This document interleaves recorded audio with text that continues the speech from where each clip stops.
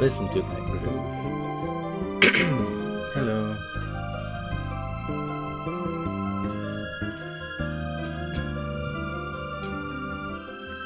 So, I panicked a little bit because it was like 10:15 and I still hadn't figured out what game I wanted to play. Mostly the panic was because I was in the shower until like 10:09. And I wanted a game that's long, but also relaxing. So I'm gonna go through the list of games that I already have planned for the backlog in the near future. Bug Fables: The Everlasting Sampling is an RPG inspired by Paper Mario.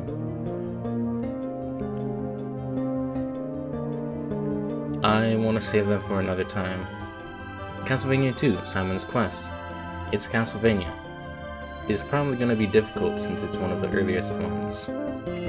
Donkey Kong Country, a difficult SNES game. Final Fantasy, one of the more primitive RPGs back in the day. Kirby's Dream Course. It's Kirby Golf. Mario & Luigi Superstar Saga is a quirky RPG that is... It's the other kind of Mario RPG that isn't Super Mario RPG, because it kind of split from Super Mario RPG into Paper Mario and Mario & Luigi. Mother is not only a quirky RPG, but is also a pretty difficult one on the NES. Paper Mario: The Thousand Year Door is Paper Mario RPG, and I want to save that for another time as well. Punch-Out! It's a fighting game, technically a strategy game. Super Mario Land was gonna be short. Its difficulty probably won't matter that much considering the way I played the Mario games. Yoshi's Island. I did want to play this, but then, you know, I would have to do 100%ing the levels, which means getting all 5 flowers in the level, all 20 red coins in the level, and get my star HP to max, which is 30. That alongside being a game that is pretty challenging. Well, like, I want to say that for another time as well. The only game that kind of fits my criteria at the moment is this game. Pikmin 2. Now, the original Pikmin would not have fit the bill if I had chosen that, but I've already played that, and Pikmin 2 I believe to be the more calmer of the two, mostly because it does not give you a strict time limit. Yeah, you still have the days to deal with, but you have an endless amount of days, not to mention the other thing that Pikmin 2 is known for.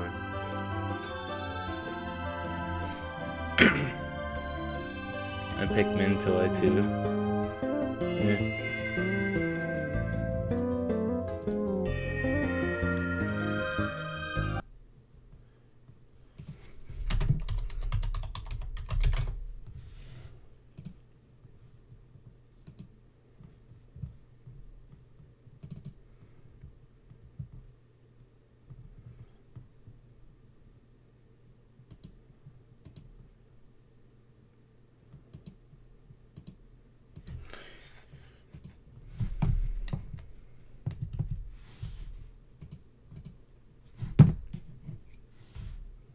Huh. Hold on.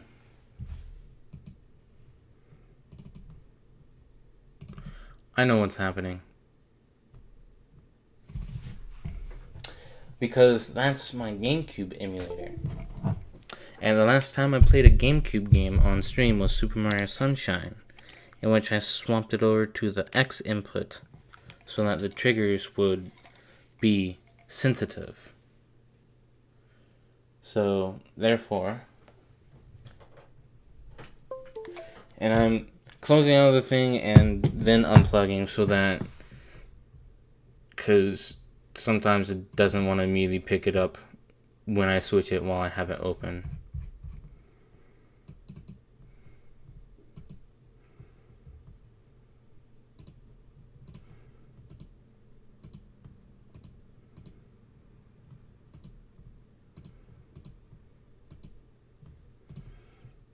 Please don't tell me I have to do fiddle with that every time. Pikmin. 2.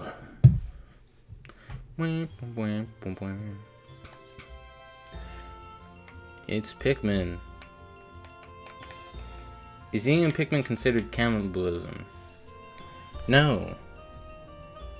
Because Pikmin are little planimals.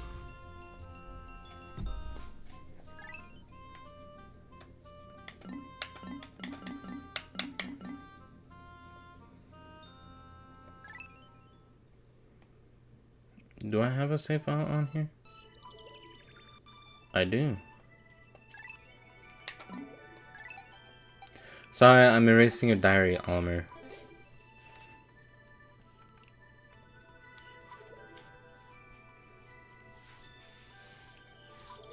What the hell is my Discord doing?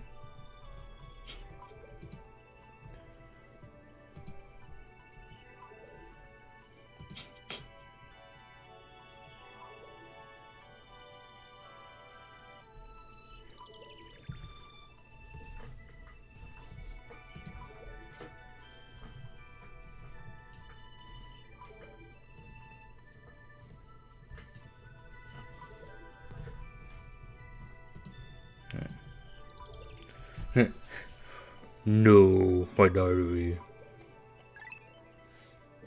Alright, let's learn about the story of Pikmin 2. Hocotate Freight is a long-haul deep space shipping company. I don't remember how to pronounce Hocotate, so I'm pronouncing it that way. One day, its only employee of any merit, Captain Oliver, wow, good job on discrediting the other people, crashed on an uncharted planet where he spent his while on vacation. There he was aided by indigenous creatures which he called Pikmin. In the end, Captain Oliver escaped. But in Oliver's absence, his employer, Hocotate Freight, ran into financial difficulties. I'm doing good, Gaster. How about you? Space. The final frontier. Here's Captain Oliver. They added cutscenes in this game, like rendered cutscenes. Planet's Hocotate. Hocotate Freight. Hey, it's just like that one game, Lethal Company. President of Hocotate Freight and local employee Louie. Can you tell which one's which?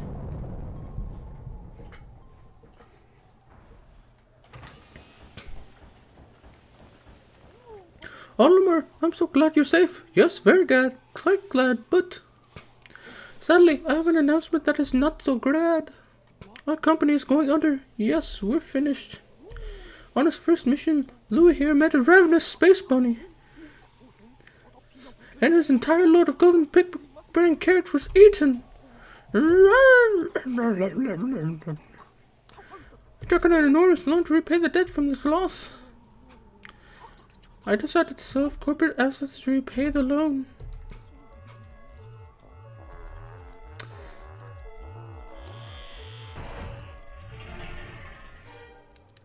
But the only asset we had to sell was the ship, the SS Dolphin. As for the rest of our loan... Oh, we have no means to repay it.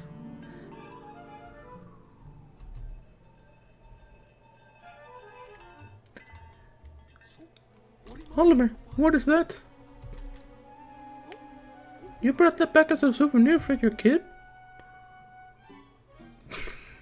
I love his facial expression. Treasure, treasure, treasure. Money, money, money, money, money. Money, money, money, money, money, money, money, money. Initiating valuation of recovered treasure. This artifact is worth 100 Pokos. This thing's more than 100 Pokos? That's more than a year's salary. Oh! What? There were more of that on that planet? They can repay our debt. Louie, you dolt, look alive. You must depart immediately. With Captain Oliver. Goodbye. Ah. Damn, I gotta meet the Pikmin quota. Oliver, I hate to tell you this, but we're cooked. Yeah, that's essentially what happened.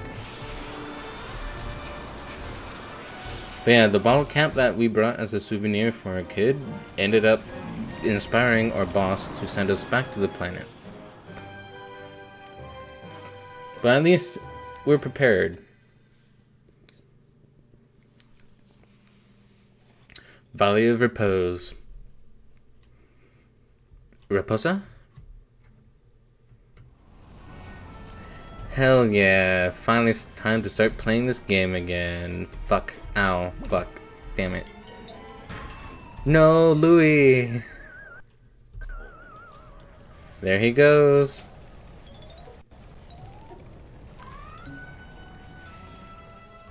Smooth landing.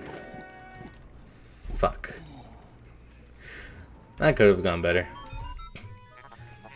Bzzzt. That was close. I have averted a crash landing. Running diagnostics. Lethal Company version 0.1. Yeah. It really is too, now I'm actually making fun of it. It really is gathering treasure and stuff. I say making fun of it. I like both of these games, Lethal Company and Pikmin 2. Alert. Danger. Louie is missing. He must have somehow fallen out of his cockpit. Heh heh heh. Cock. He is not responding via his communicator. He is either floating protocol or in danger. Orima, you must find Louie before he freezes to death in the cold of this planet.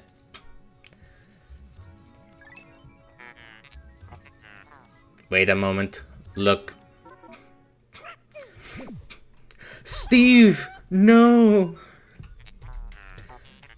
Could these be Pikmin? They look like they are about to be devoured as we speak. Well, stop speaking then. Nothing of value was lost. They said pit. Why are we talking about the pit? Why would you want to talk about the pit? You must help them, quickly. Press but to call them with your whistle, Captain Orima. You can also hold but to make the sound of your whistle carry farther, remember?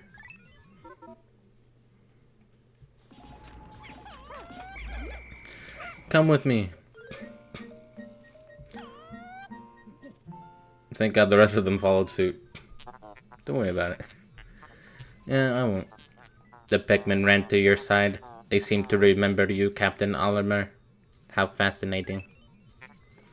Give them instructions and do not delay. Hold up to grab a Pikmin and release to throw it.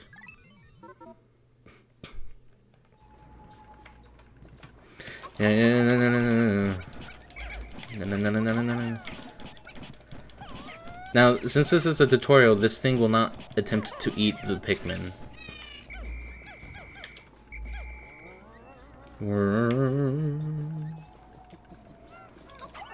Fuck, I was trying to do victory punch, but then I threw a Pikmin. Steve is safe. Yep. I'm glad that Joker Conroy is back, because now I can say Steve and not worry.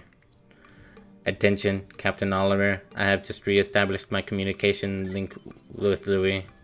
It is fortunate we have managed to confirm his safety. Press Y and press what to communicate with him. I am quite interested in the details of his condition. Steve is safe, thank God. Oh, we gotta save Louie, I guess.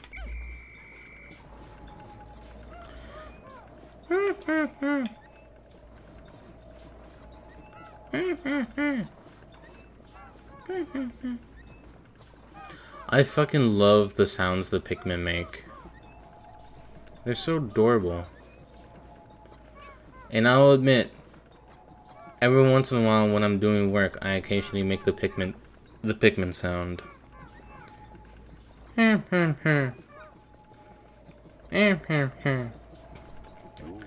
Anyway, it's Louie. You can even see where he where he fell. I love that detail. If he dies, is that the good ending? Well, no. In fact, we'll get to that. Not that he will die or anything, but we'll get to Louie and the ending. Louie, allow me to assess your condition. For your safety protocols, are you alright? I did not mean to press A. I hope I guessed correctly. Is that so? Then my concerns are eased. Our communication link shows you are nearby.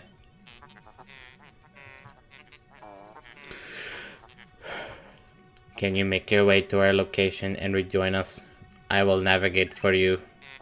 Give me your controller, you dolt. You fucking noob scrub. Press start pause to contact me and obtain information about the terrain.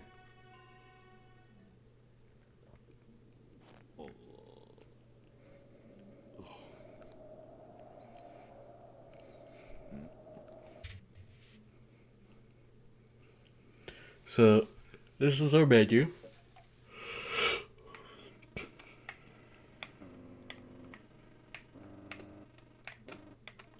So yeah, we're pretty close.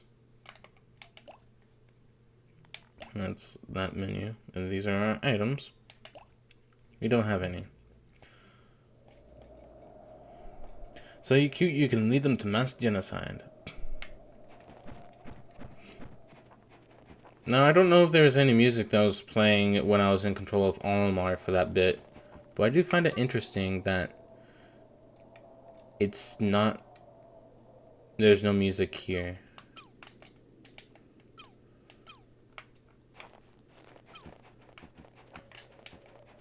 Right. I have to get familiar with the controls again.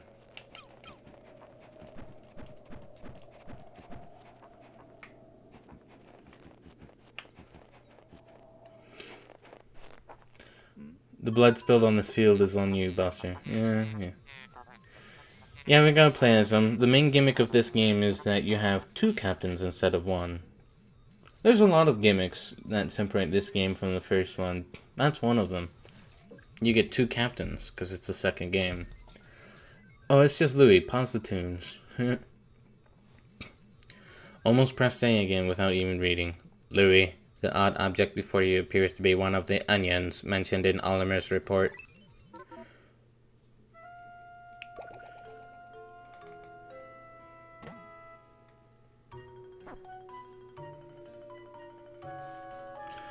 Ooh?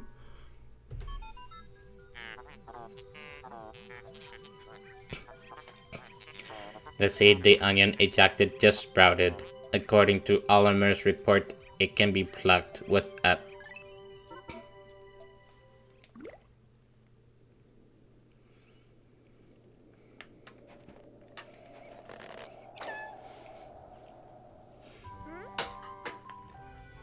You're not Oliver. Who are you? He looks so cute. Louie, this must be one of the Pikmin creatures from Oliver's report. It is staring at you. You can use that to issue objectives to your Pikmin squad and even direct their movement. You can disband your squad with interesting. Oliver's description of the creatures resembling Pikmin carrots was strikingly accurate. Louie, my sensors have detected drool in the corner of your mouth. Are you alright? Nice. Huh? No, get away!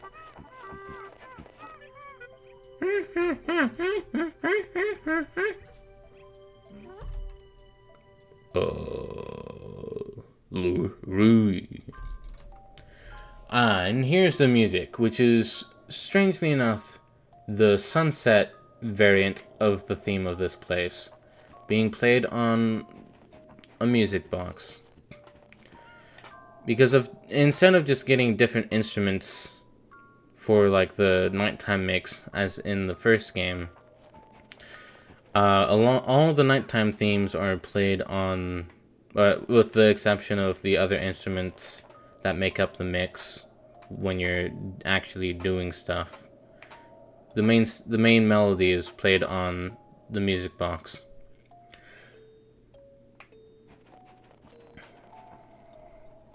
Because, not to get all nerdy about music, but I like the way the music is handled here in this game better than in the first one. Not to say that I hate the first game's music. That music was fantastic.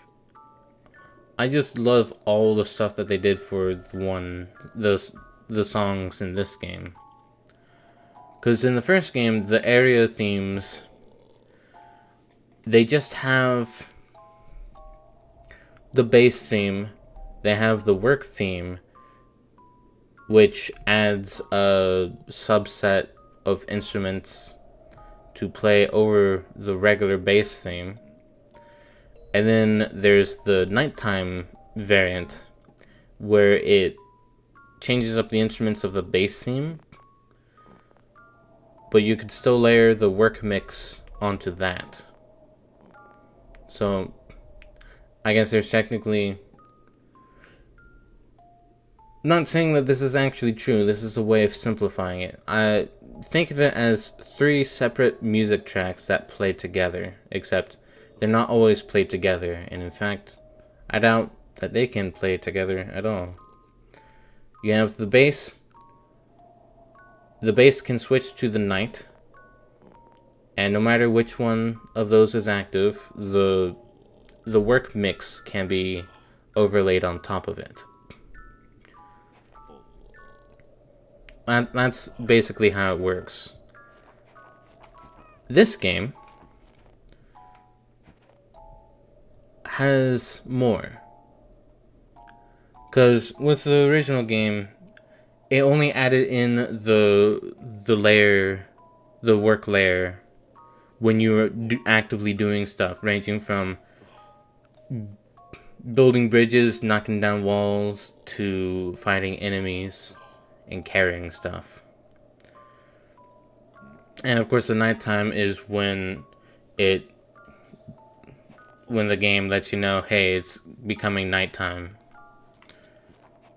This game has way more stuff to add to the mix. Like I said, this is the nighttime variant.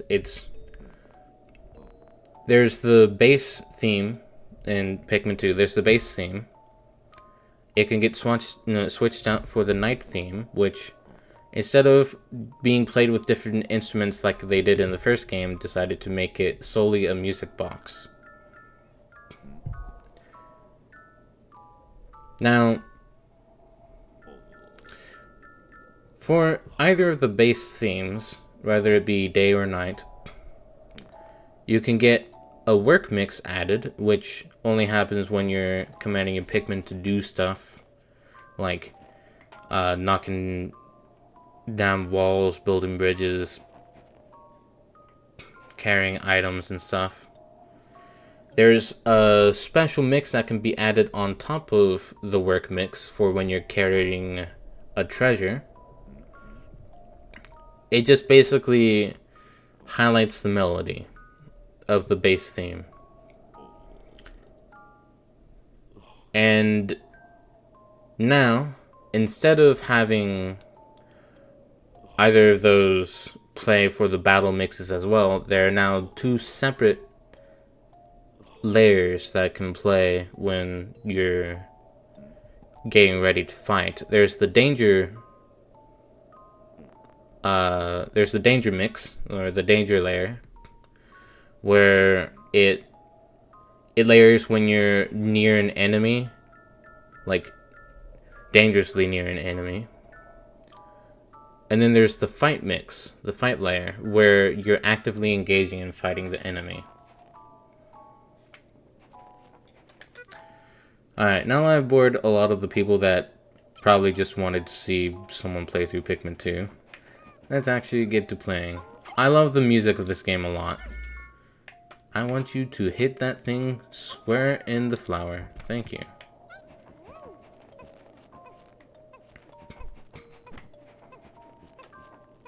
It doesn't have the mix part just yet, because we're still in the main part of the tutorial.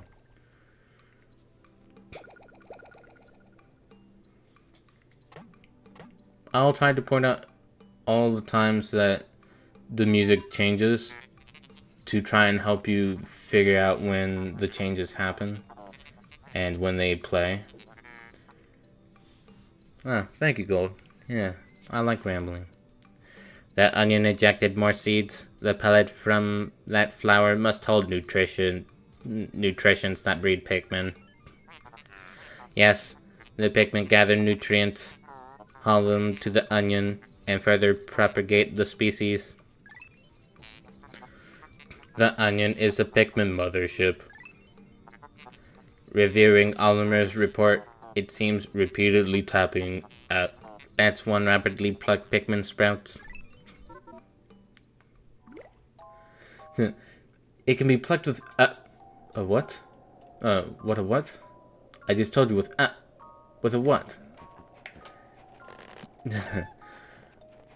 You're a light switch, Harry. I'm a what? Alright. Now that I can control both captains, we still can't do anything with Olimar just yet, but the game does even more weird stuff with the music, depending on which captain you're controlling. There's a lot of factors to the music. But before I talk about music again, first off, when you, like, move your Pikmin around, Olimar has this sound.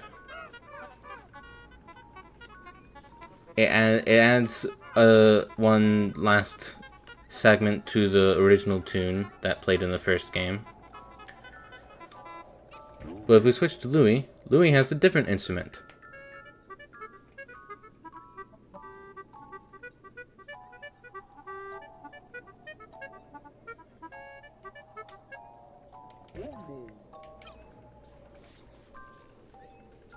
And I guess I can't really talk about the changes that each captain makes with the music until we get through enough so that I can point it out. Pikmin 3 gives 3 captains. Yep. Help your brother Steve out, Steve. Steve, help Steve. Steve, you stay with me.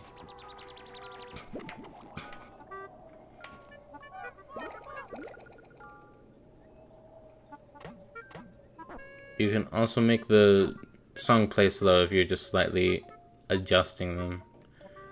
But if you go at like max control, it plays at regular speed.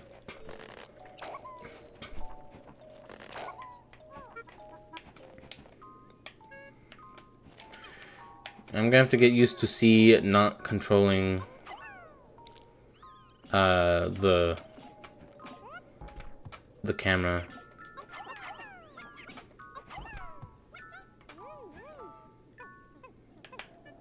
Help your brother Steve out, Steve. Steve, I need you to help them out. Thank you. Steve, you can handle this flower. Steve, you can help Steve carry this pellet back. Wait till Pikmin 100 where we control 100 captains. No, I think at that point they would just let you play as the Pikmin, because you can only have 100 Pikmin out on the field at one time. And I'm willing to bet that that's true for the captain as well.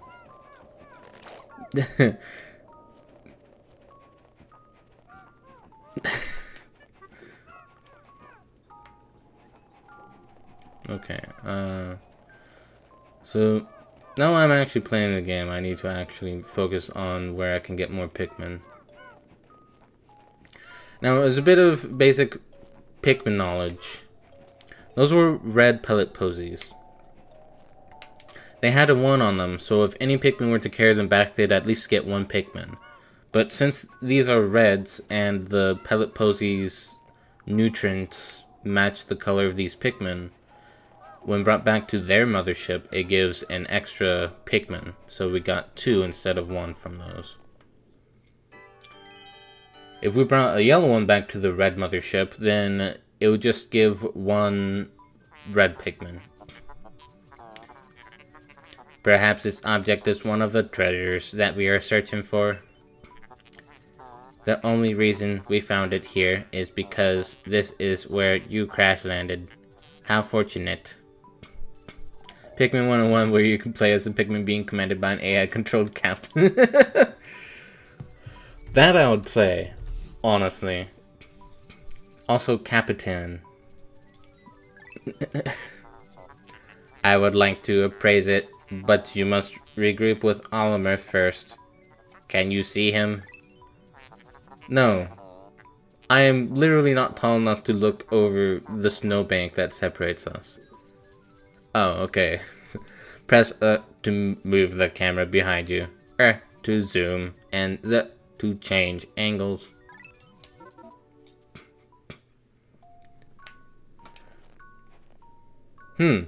This sure is some nice snow. Anyways.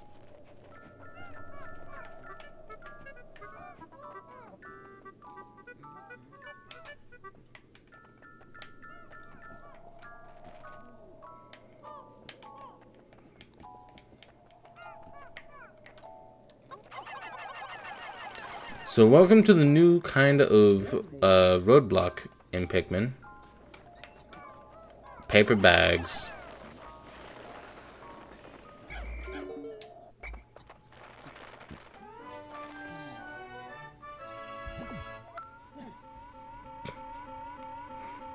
I like how even some of the Pikmin looking behind them like, what the fuck?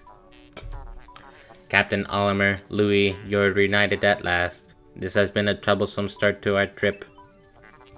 But now you must feel assured that your combined wits can get you through anything, correct? From now on, use but to form a single group, to take solo action, and what to change leaders.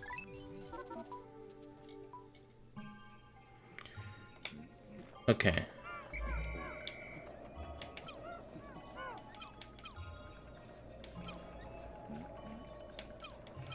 I can't tell how loud the music is at which zoom-ins.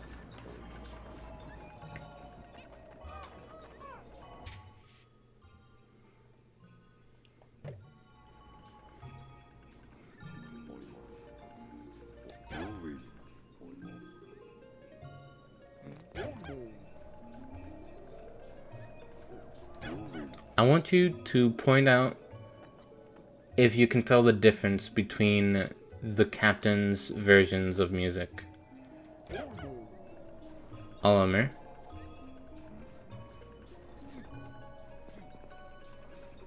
I'll move further over here.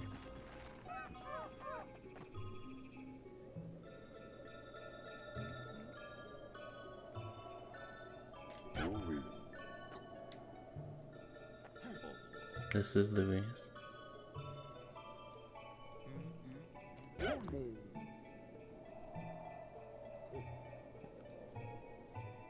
Anyone care to guess?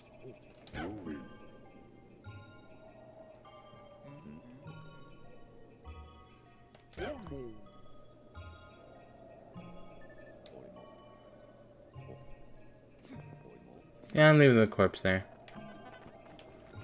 It's alright. We're gonna pick it up anyways, because we need to increase our numbers.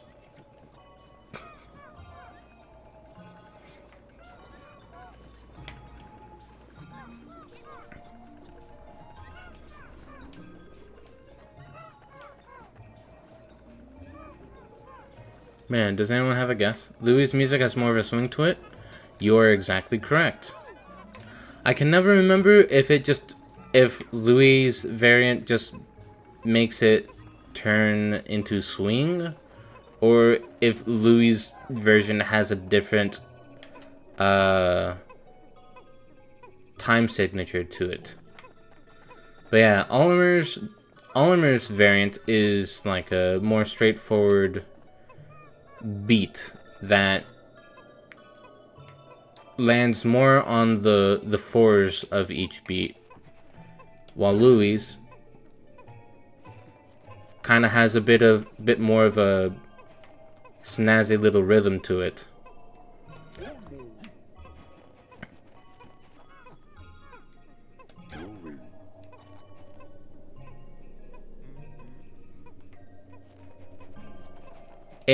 There is no deepness to it. It's just the change in the rhythm.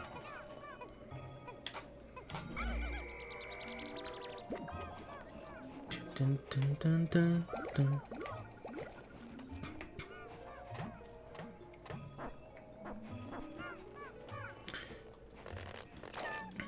But yeah, I'm quite glad that you were able to figure that out yourself.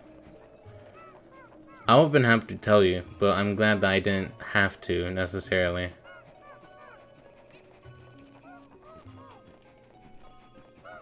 No worries, I hear things all the time, too. I could have sworn you could get 25 on your first day here. I might just be thinking of Pikmin 1. Dig, my Pikmin! Ah, and here.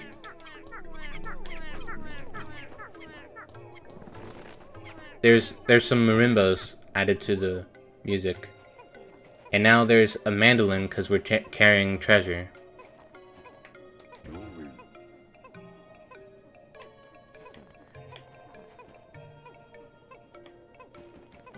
And yes, they do change the rhythm of all the instruments in the song. Not just the bass. Because this is more straightforward. Dun dun dun dun dun dun dun dun dun dun dun dun dun dun dun dun dun.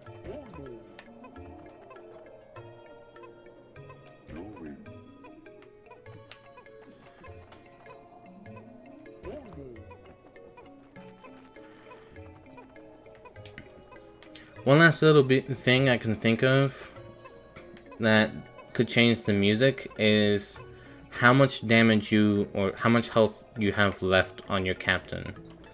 Because if they're the more they take damage, or the more damage they take, the more often the instruments kind of drop out of the song.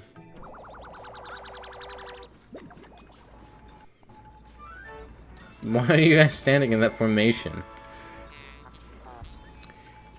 Also, the ship likes to give names to the treasures that we find. So this Duracell AA battery.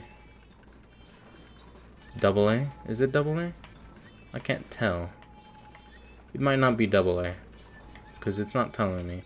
But this Duracell battery is a courage reactor, and it tells us how much it's worth. Our first day of exploration has yielded our first treasure. We will be done in record time. I took the liberty of naming it when I appraised it. The name reflects my current thinking. It's a D battery. Oh, that would make sense. I think I might have forgotten that such batteries exist. Leave it to me to think up catchy names for hit products. It is but one of my many talents, the other being annoyance. We shall end our first day here and report back to our president. His face will surely be joyous. Now, I know the election happened recently, but for the love of God, don't bring politics into this. I know the people who are probably already in chat know this, but I don't care about politics. Yeah, just don't give a shit about them. So, we're trying to stray far away from that as we possibly can. So, when this game says president, think of that chubby little mouse-looking guy that was in the beginning cutscene. Nothing else. Please. More for your sake than mine.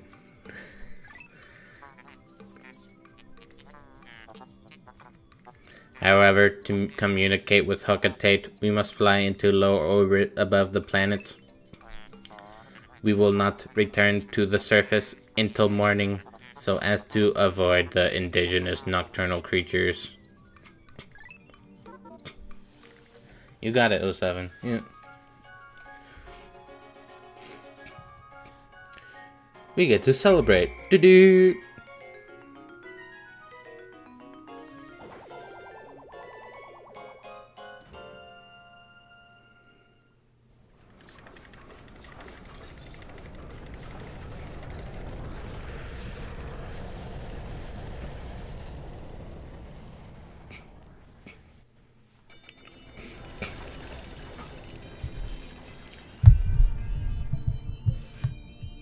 Today's report. We've only got the one treasure. And we've raised 20 Pikmin. And no deaths yet. And yes, those are all the ways your Pikmin can die. Actually, I wonder...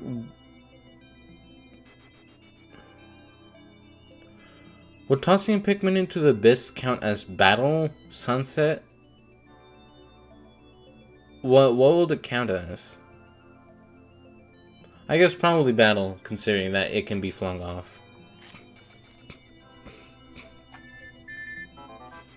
Our first bit of mail. You found your first bit of treasure. Fine work. Our future depends on your efforts, so check your treasure hoard regularly. I'll check in often. Keep up the pace. Think of that man's face when I say president. In fact, you should think of that man's face every time anyone says president, no matter where. I'll promise you, you'll have a more pleasurable time in life if you think about that. Anyways, we've got some new stuff in the Picklopedia. Today's report. Louis tried to eat some yellow snow. I didn't try to stop it. Oh my god. We need to make that a thing now.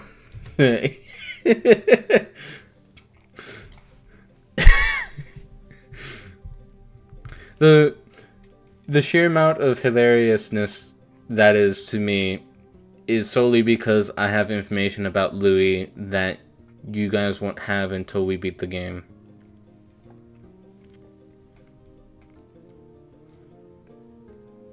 And no, I'm not gonna phrase that differently to try and get you to not be suspicious of Louis. I just like that idea that each day when they do the report, Orima comes up with like today's report. Well, the dumbass fell into some snow again. I don't even know how it happened. It's not like I pressed the ejector button on his seat specifically or anything. So, this game, you know how in the first game when the credits were rolling it kind of did a creature roll call? Now we can do that ourselves with each creature we meet. Like, as soon as we meet them. Once the day ends. So, for each creature, you can throw some pick carrots, which we for some reason had.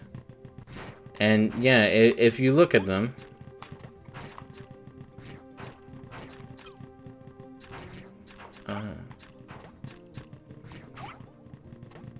like they do kind of look like Pikmin. But yeah, the pick carrots are mostly to observe how they're like when they're, you know, more active. As for the notes, Orima now gets to do a bit more of his own little research on the creatures of the planet. Dwarf red bulborb, Pansaurus pseudoculi russus, breadbug family. So, let's read along. Although initially identified as a juvenile red bulborb, like in the first game when he named it the dwarf red bulborb.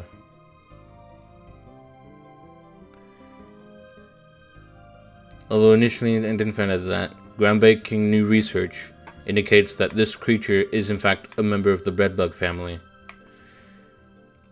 The breadbugs being the weird little bread-looking guys, like loaf of bread-looking guys that grab treasure and try to bring it back to their home. A close relative of the vanilla breadbug, it escapes predation through mimicry. Unique adaptation of the red bulborb's crimson coloration allows the species to safely commingle. Such effective adaptation and obfuscation by a prey species is rare, indicating this clever creature is a master of mimicry. As for pellet posies, pellet posy, M plus nutrio, pellet weed family, weed. And the stem of the pellet posy, one can observe the muscle fiber unique to half plant, half animal species such as the Pikmin and candy pop flowers. So the pellet posy is a species that can be considered a close relative. Although the ability to crystallize nectar is unique to a small group of the pellet weed family, the fact that these plants reach maturity so quickly and that their pellets contain such high concentrations of the taking a breath, natural nutrients in the soil explains why the Pikmin and so many of the other indigenous species are so reliant on these pellets for sustenance. His comment on that is a good way of justifying why a lot of creatures, dwarf red bulborbs, have these drop when they die, have the pellets from these things drop when they die, because it's kind of explaining that these things get eaten a lot, not just by Pikmin, but like other creatures too, which is honestly, like I said, it's a pretty cool justification for why they drop more than just their dead bodies sometimes. The flowers are alive? I have news for you, Golden. Technically, every single plant is alive. Or at least about as alive as we are, as animals. Plants can die. In fact, there's a lot of dead plants, but plants do live. Now, that's for the Piclopedia. Now it's time for the Courage, or the Treasure Hoard. This is the Courage Reactor. Look at the beauty of it.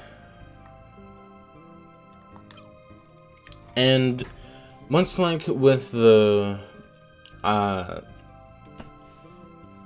with his notes on the animals, the creatures of this world, Oliver also jots down notes for each treasure we pick up. We've recovered our first treasure. Amazingly, the Pikmin remembered how to salvage it. I can't understand their adorable language, and I don't know what they're thinking, yet I'm so happy to see them.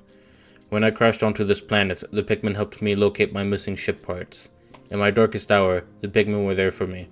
Now that I'm reunited with them, I know everything will be alright. It will, right? True, but they specified that they're half plant, half animal. Look at that Courage Reactor. I'm gonna eat it. Don't eat it. It's probably not good for your health if you eat it.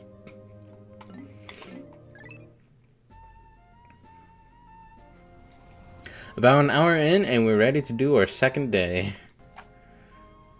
Also, this game is helpful enough to give us this set of information. Above ground, with the 1 next to it, tells us how many treasures we've collected above ground. We will see what these mean in this next day. We don't know that until someone tests it. I'm pretty sure people have already tested that in real life.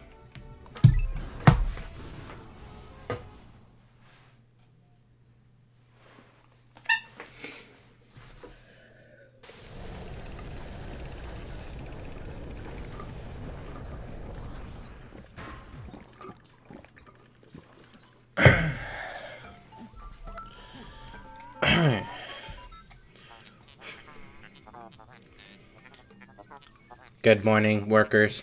Ready for another day of toiling for the profit of your company? The Pikmin seem to still be asleep inside their onion. What lazy creatures. No wonder they lack survival skills. Stand beneath the onion and press up to call them out. And the game so kindly puts us underneath the onion before we even get control again.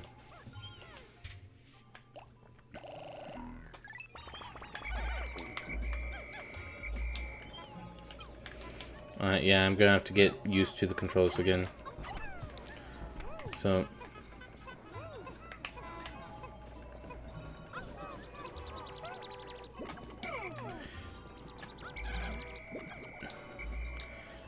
Now,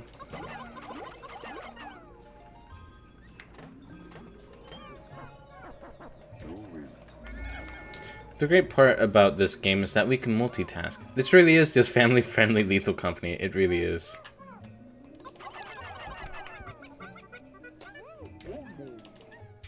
Oops.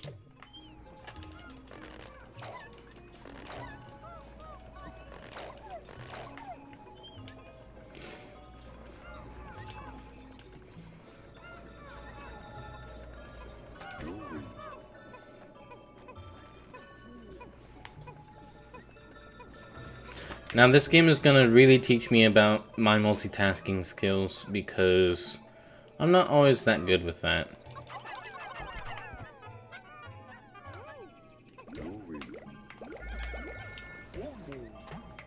But like I said, we can at least practice.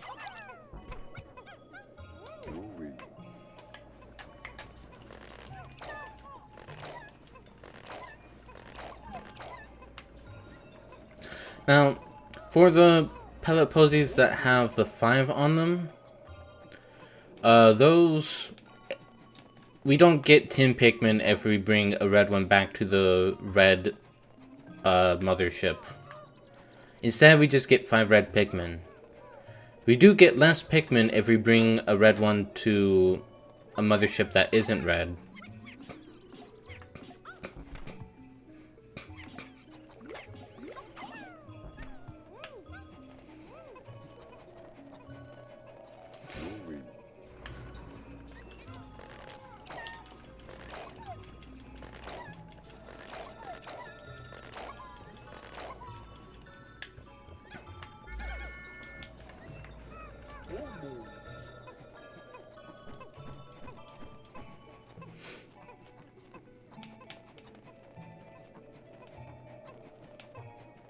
Yeah, there's more back there. Right, okay. Rouie.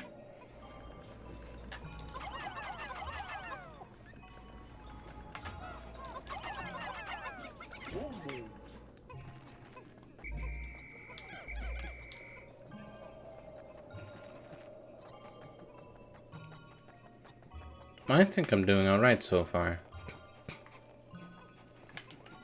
Have one man at base, kind of farming up Pikmin while the other goes out to get stuff for farming Pikmin. Rouie.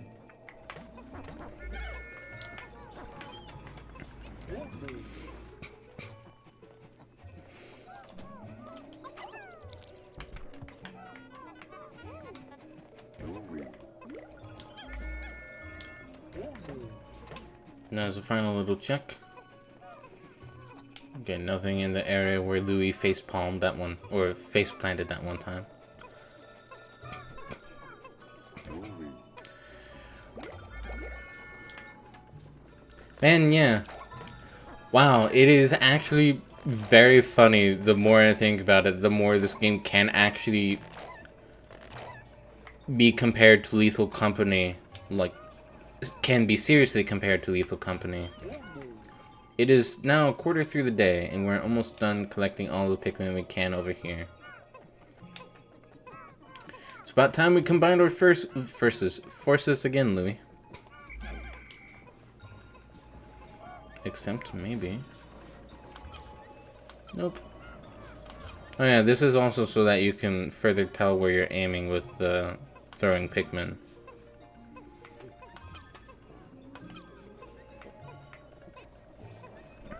But yeah, like...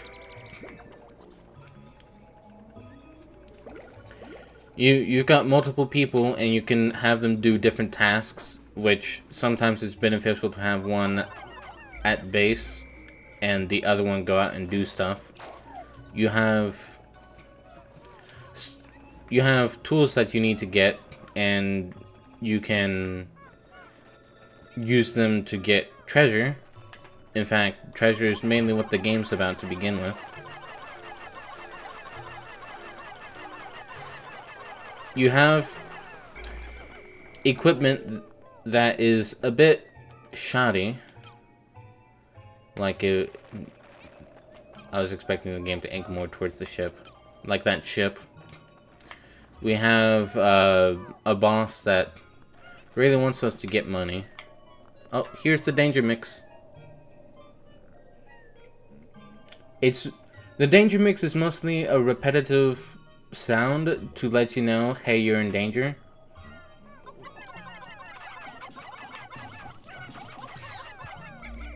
And it added in a little drum kit when we were fighting.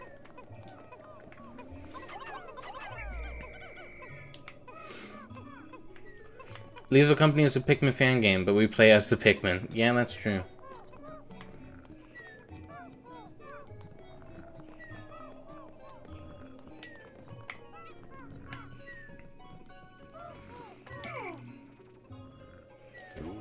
Louis, I'm gonna have to go.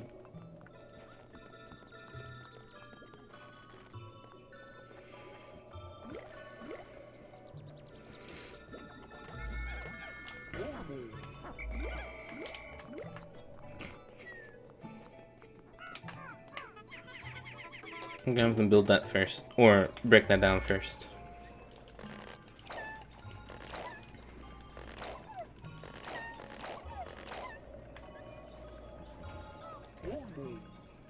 Rouie.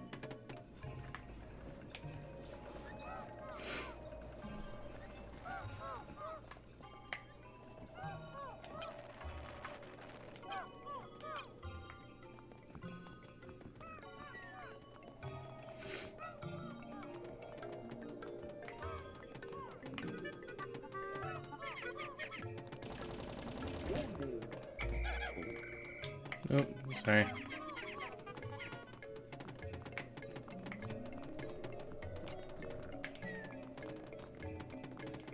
So there's a treasure over there, but there's also that regular billboard right there. How could Pikmin destroy such a massive wall when masked? Their might is ferocious. Louis, did Orima instruct you on proper Pikmin commanding protocol? Apparently not. Orima, you are failing in your duty as a superior. Allow me to explain. Press Up to grab Pikmin and release to throw them. Call them into a group with Press X to disband the group.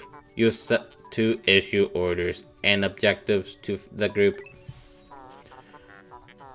So is useful for swarming Pikmin around treasure and enemies, or making them march in a line, or in a huge ass group behind you. Oh, well, I'll be damned. That is pretty much a line.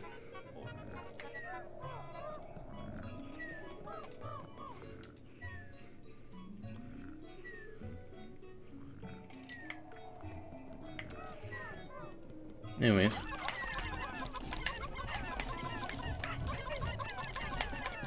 No! Steve's! Alright, well, don't worry. Oh, damn. That's gonna take...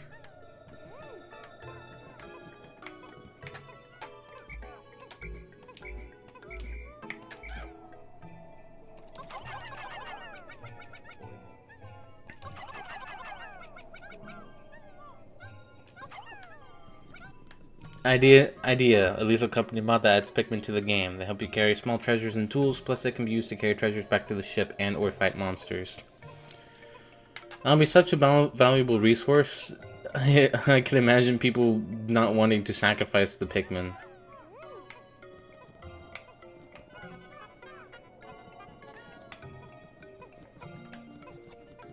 You okay? One Pikmin was trying to figure out whether or not he wanted to go with them. Alright, now that those threats are out of the way.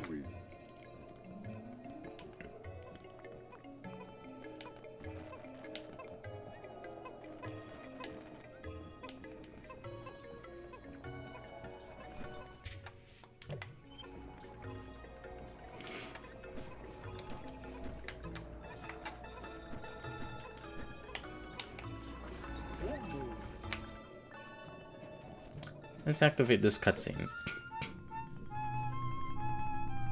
It's a cave.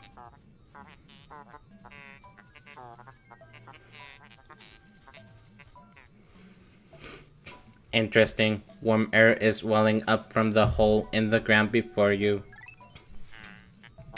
What could lie underground? What is wrong? You both... You in particular, show expressions of unease. Do not fear. The leader's group of Pikmin will join you. I shall dispatch my research pod to approach the hole and press at to jump in. That'll be the downside of the Pikmin. You get too emotionally attached to them that you'll perform worse just to avoid them getting hurt.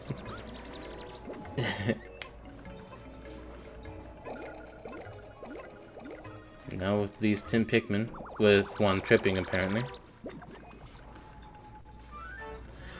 we've got a can of whatever this is. Utter scrap. Thanks, game.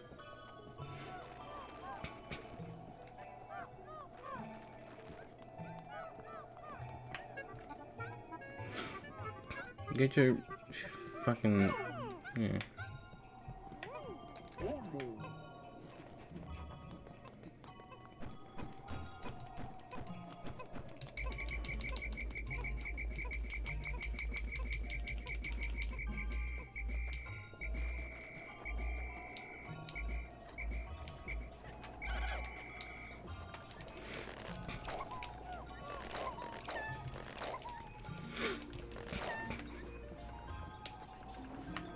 Rouie.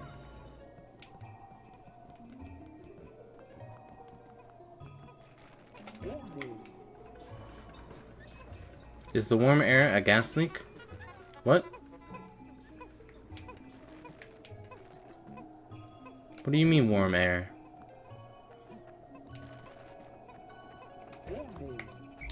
Oh, from the cave. No. Oh, fuck. Sorry, guys. False alarm.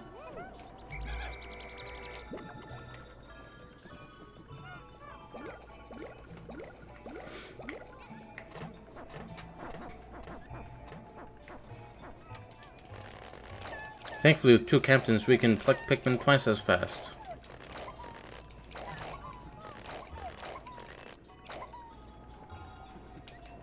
Now we are ready for that one cave.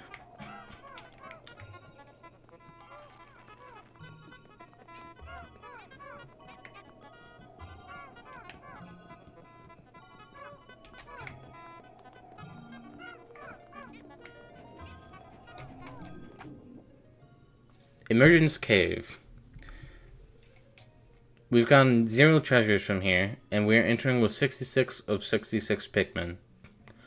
There are no fire, water, electric, or poison hazards. Let's jump in.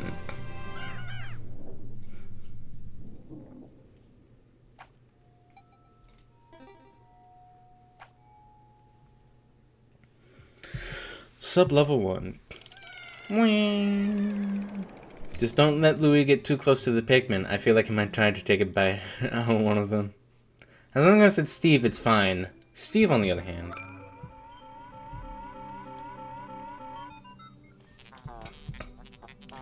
Intriguing. My heat sensors indicate that this hole's interior is warmer than on the surface.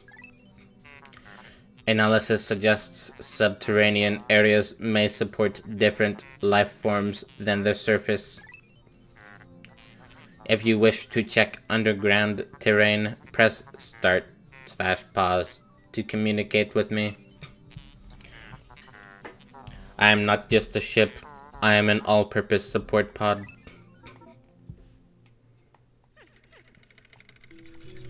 Hey, that's Steve disrespect.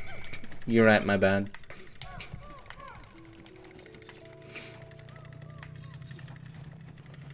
So, a factoid about cave music.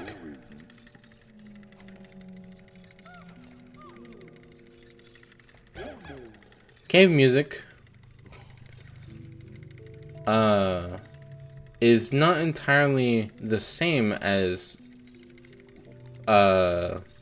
area music. It's structured similarly in regards to the layers. However, here's a little talk about adaptive music.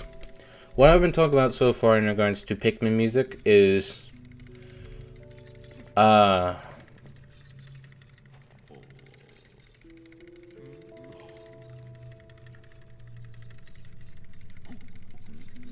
I'm gonna call it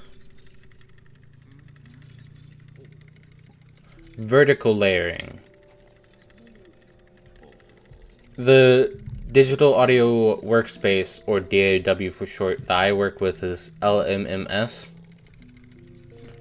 And that has the piano roll go from left to right when it plays instead of up to down. Up to down is instead the notes.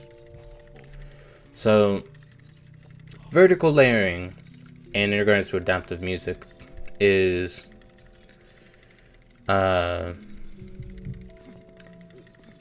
what I've talked about before with the regular Pikmin's changes in its music. It adds specific layers of instruments and stuff like that to the song. So that's vertical layering. The other type is called horizontal layering.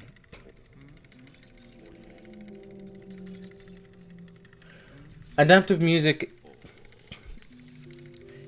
is trying to work similarly to how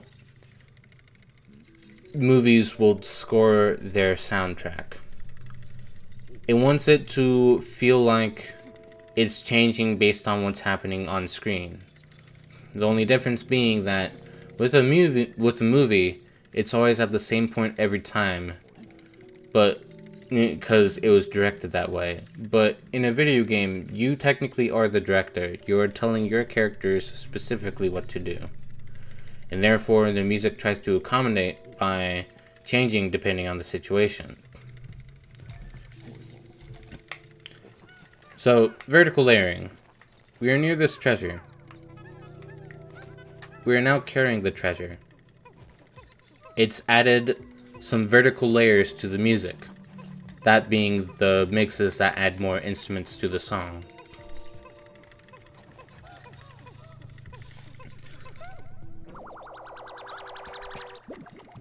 Horizontal layering, if you were to follow along with what I said about my DAW, horizontal layering is basically changing up the structure of the song itself. Because music's made in structures, mostly. Especially when they're, actually structured and not, mostly ambient. Which, this game does have an ambient feel to its music.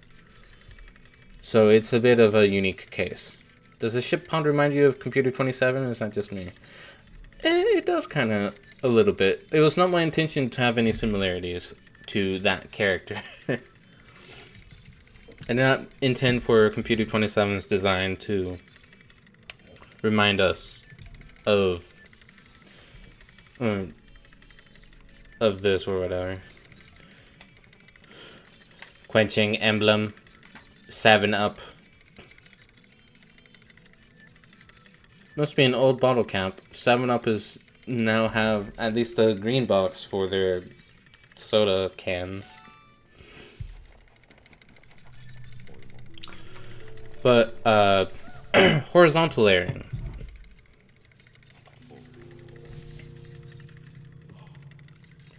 Music, in general, has structure. If you are a fan of music theory, you should know at least some of the kinds of segments that a song can be made out of. Both in regards to what certain parts of the song are named, and what patterns they follow. Because For example, there can be a song that has an intro, a verse, a chorus, a second verse, a chorus, a bridge, and the final chorus, and then an outro. Those are structural building blocks of making a song.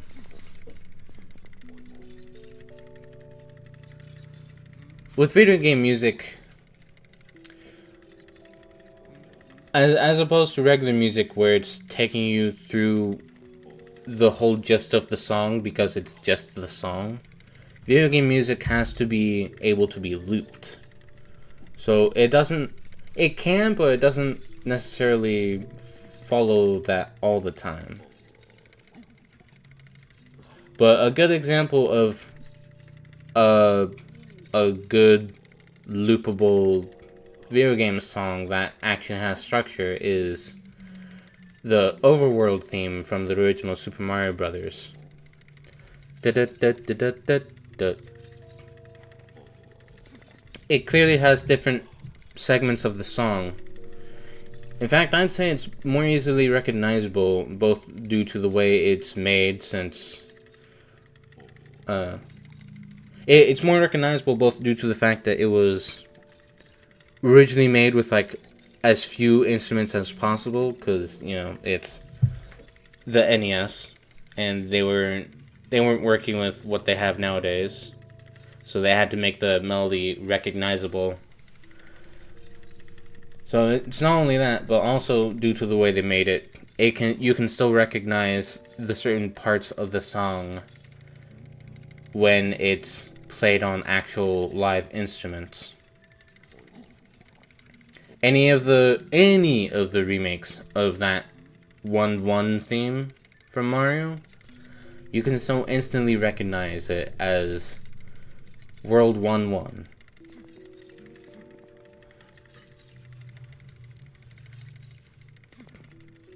So imagine if we take the overworld theme from Super Mario Brothers,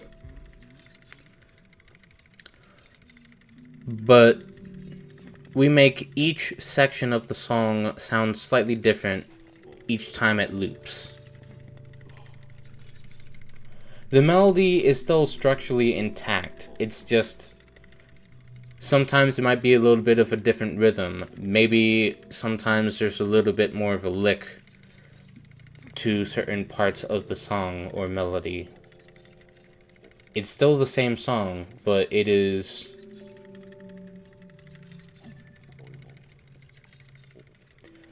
Think of it as improvising. You're following the same structure you normally would, but you're just adding in a bit of flair. Or sometimes you just do a huge leap and just do a completely new part of the song. That is what horizontal layering is in adaptive music. I'm not gonna be the best at explaining this. In fact, I've probably confused you more than when I initially started talking about this. But the cave music in Pikmin 2 does both kinds of adaptive music. It's not as noticeable for the horizontal part, since the music here is more ambient than it is on the surface areas. But definitely the vertical layering is noticeable. Would adding or changing an instrument if you get a power-up count? Yes.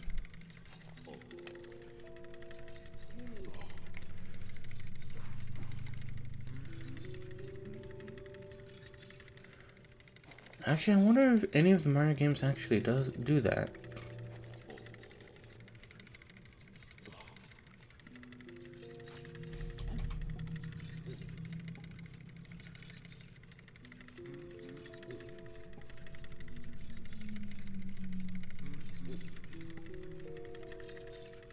I'm not sure. Actually, yes, they do. Super Mario World. When you go on, when you ride a Yoshi, there's a vertical mix. It adds Yoshi bongos to the song because you're riding on a Yoshi, and then it removes that layer once you get off the Yoshi. So yeah, Mario games have already done that. They already have added an instrument when you get on a power-up. A specific power-up that you ride on, but a power-up nonetheless.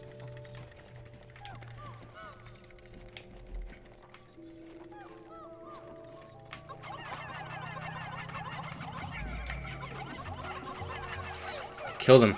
Thank you.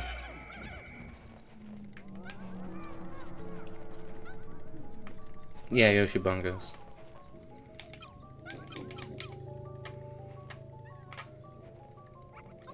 Oh, fuck.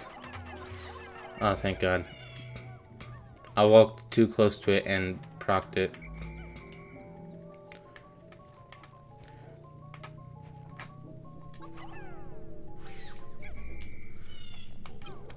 So, an easy way of killing these smaller bulborbs is by getting a direct hit on the top of them through a Pikmin throw.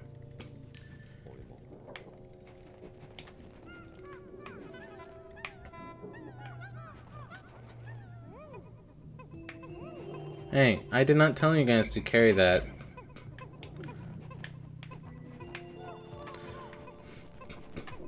I'm gonna impose a little challenge on myself. With a few exceptions, I'm gonna try not to carry corpses of monsters, of creatures, back to the ship. However, I will ignore this rule one time just to show you the little cutscene that plays when you do initially start doing it. Citrus lump. So let's... here's another little detail, by the way. You know how the Pikmin did the when I was just walking around with them that one time? When you heard that sound, that means that there's no more treasures that you can get on this sub-level.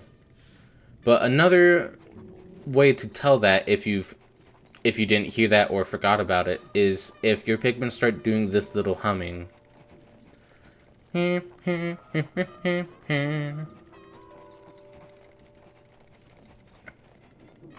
Alright, now let's show what happens when we take one of these corpses to the ship.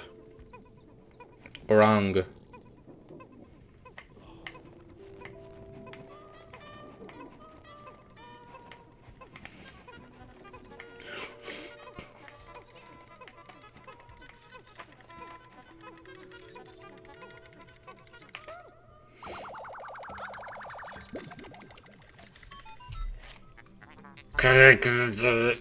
How can you possibly consider this beast a treasure?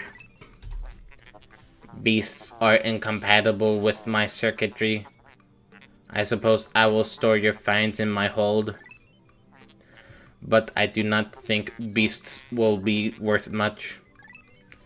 You clearly haven't been to America then. Like, the cost of beef has been up considerably, I think. I don't know, I don't usually follow that kind of stuff, but, you know, prices have gone up on meat. Sounds like the Luigi's Mansion theme a bit. This hole appears to be quite deep. My sensors indicate more treacherous terrain ahead. Treacherous? Bitch. Louis, do you recall that you can adjust the camera with and the correct? Your expression suggests you do. Excellent. Then approach the hole and press F to enter it. Alright, let's see if it sounds like Luigi's Mansion.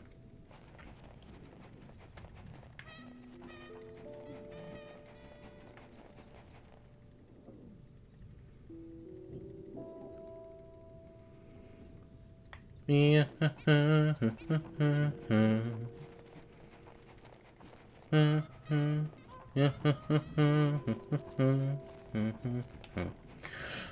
Certain parts of it, I guess, can sound like certain parts of Luigi's Mansion theme. I can understand where you're coming from with that. It does bring it to mind. This is on the same console that Luigi's Mansion was released on.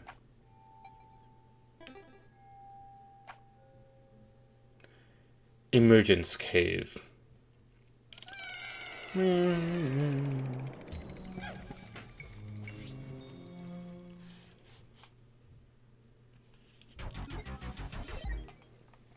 Guys, I think it's the final floor.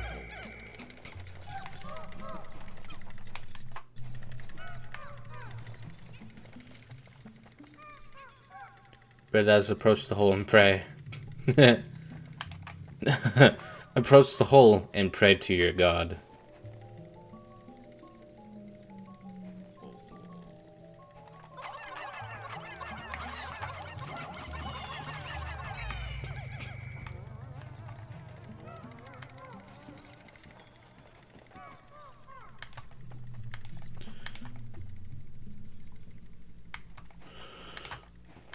So as a cool little detail, this cave kind of shows the snow melting as it goes deeper in. Anyways,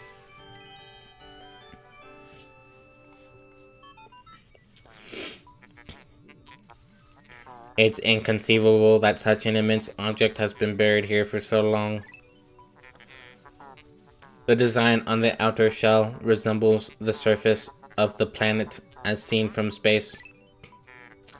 Perhaps this can be used for something other than salvage.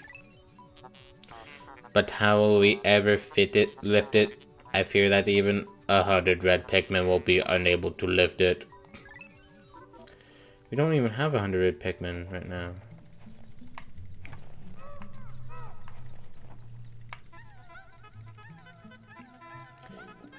We need 101 Pikmin to carry it. Which is such a shame, since, if you recall, we can only have 100 Pikmin out on the field. Hint, hint, wink, wink, nudge, nudge. Also, that is the United States of America, with Alaska and Canada.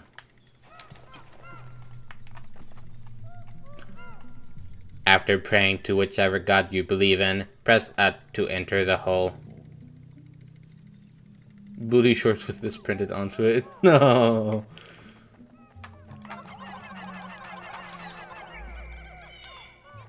Can never be too sure when you throw Pikmin. Sometimes I have to throw a whole lot just in case I miss and thus have to start a fight. Speaking of fight.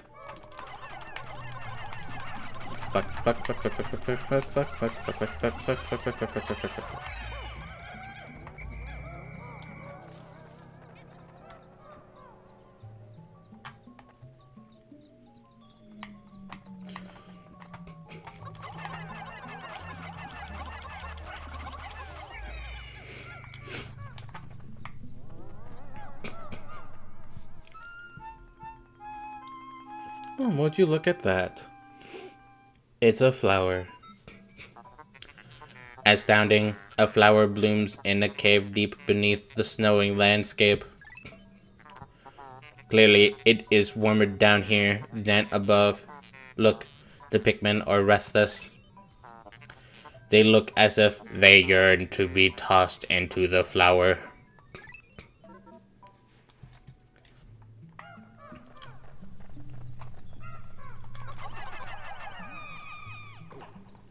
I didn't mean to throw that one in there. Got one last one again.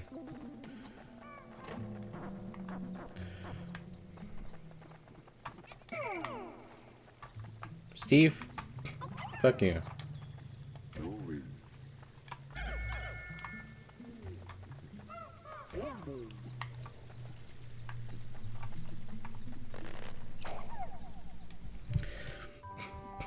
Here's our purple Pikmin.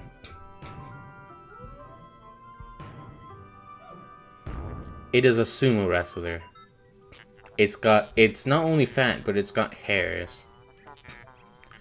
Amazing, a purple Pikmin. It has hair and is quite stocky. It seems very heavy and strong.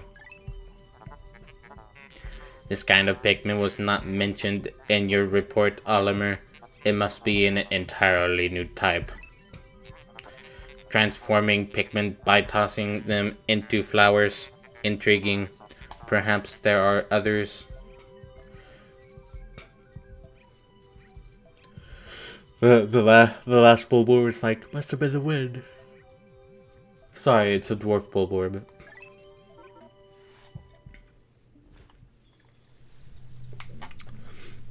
Hi,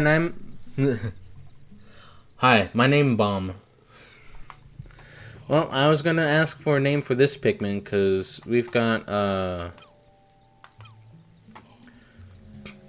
cause the red Pikmin are Steve. Or the red leaf Pikmin are called Steve.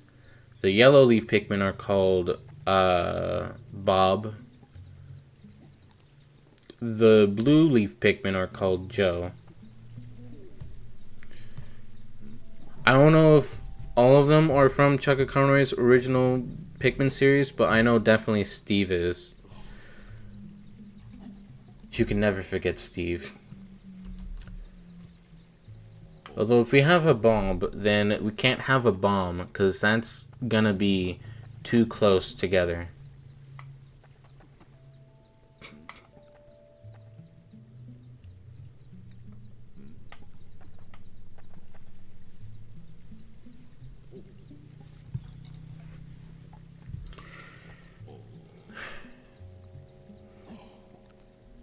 I don't think I actually fully finished watching Chuck Conroy's playthrough of Pikmin 2. And it's been such a long time, and the only memory I have is from one specific section of this game that, if I dare mention the name, any Pikmin 2 veteran will shudder in fear. But, oh, shit. Right. If you wait a while for sprouts. If you wait around a while with sprouts being in the ground, they will eventually start blooming. They turn into buds and then later into flowers.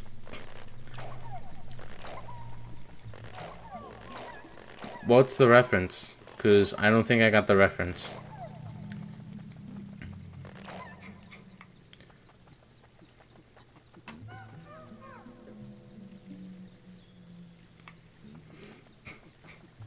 But yeah, as I was saying, that's the only part I remember of that series. That and a part where he was doing a little voice with the president at the beginning of an episode while in a cave. But yeah, I know Steve was a name he gave to like a red leaf Pikmin. I think he might have jokingly called one of the yellow leaf Pikmin Bob. It may be the same with Joe, which is why I'm unsure about those being names, despite knowing Steve was one. And I don't remember at all if he gave the purple and white Pikmin any names. Spoilers, there's white Pikmin. That's the only other type of Pikmin. No more spoilers, though, as to what they can do, though.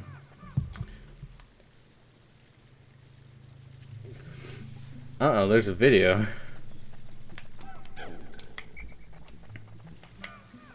So we still have 66 Pikmin. But first off, if you hold a Pikmin and press B.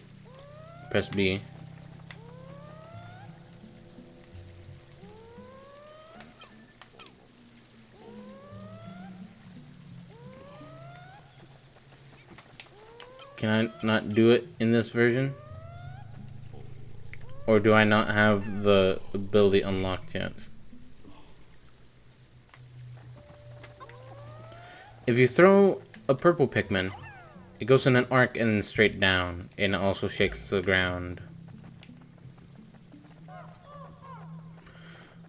Also,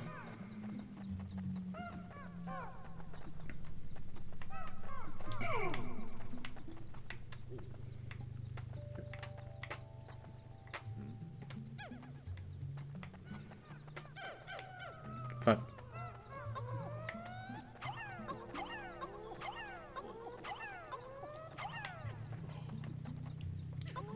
So...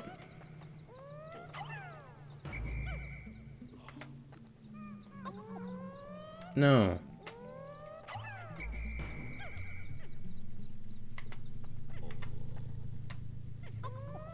If we were to throw a red Pikmin onto something to carry it, top number is how many you need. The bottom number is how many you have carrying it. So that poor Pikmin can only carry with a power of 1. This purple Pikmin has a carry power of 10.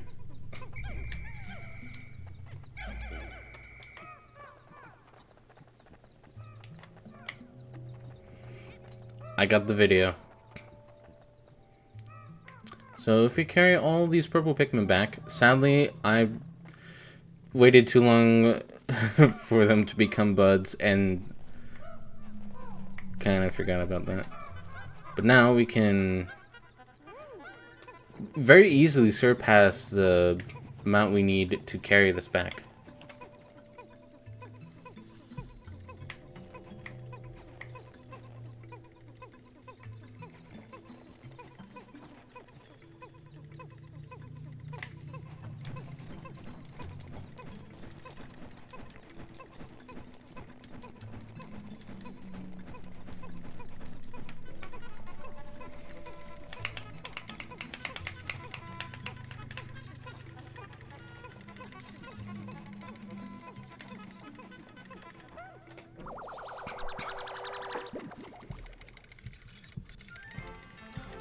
Quick, form a land right here.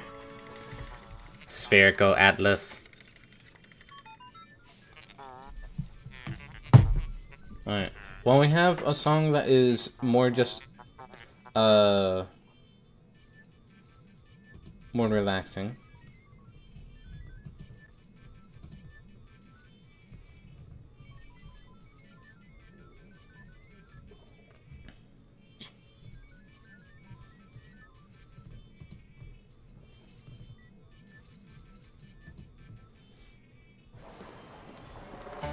Why do I have an ad? Morning. I want.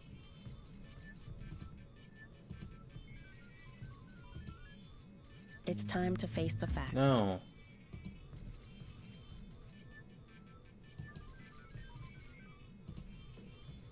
Oh, copy. Oh, wait, copy.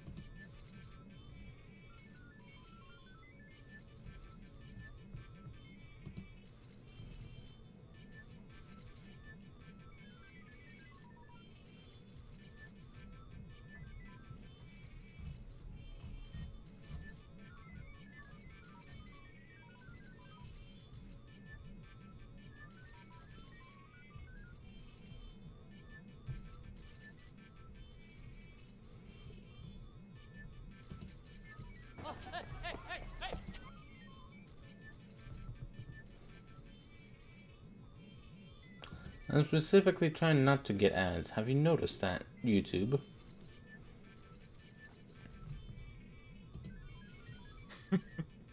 Oh, look, he's smiling, but then...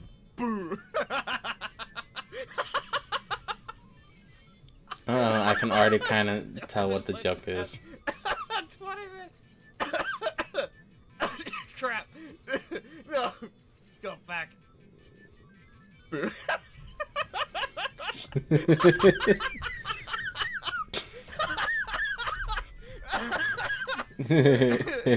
do this. Hey, my name Bomb.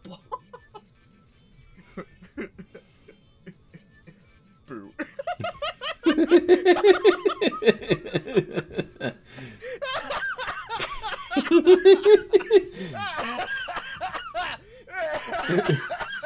I'm dying.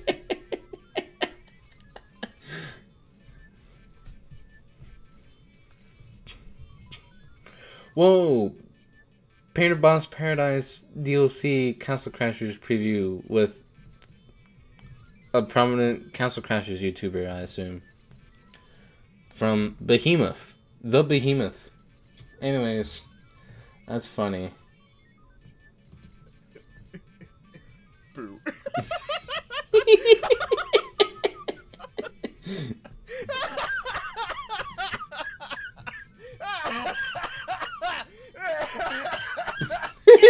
I'm dying.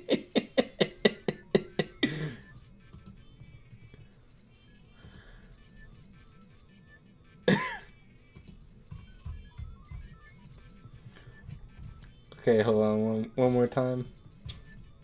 One more time. Boo.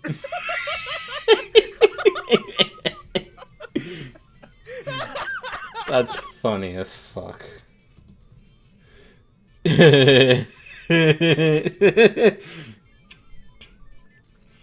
Every so often I think of that video where I have to get myself from losing my shit. I can completely understand, but there is a different bit in that video that I loved. Boo. For context, for the people who are just hearing me laugh at some random ass person say nonsense, it was someone making Balloon Boy in Blender from FNAF 2, but he's messing with the perspective thing, because there are two kinds of perspectives. One that makes everything look flat, and then the other where it's actually in 3D space. So you got like the flat Balloon Boy face, and then when he goes boo, he turns it into the 3D one, which means that the face kind of juts out and, for lack of a better word, becomes akin to like a fisheye lens. Yeah, that's pretty cool. Boo. There is a device resembling a microchip embedded inside the sphere, because that's what the humans naturally did here. Put chips into globes. Retrieving data. Error. I could only decode a portion of the data, but I did retrieve new geographic charts. I will input this data into my planetary database and name it the Sphere Chart. Press start, pause to contact me, and access the Explorer kit on the radar screen with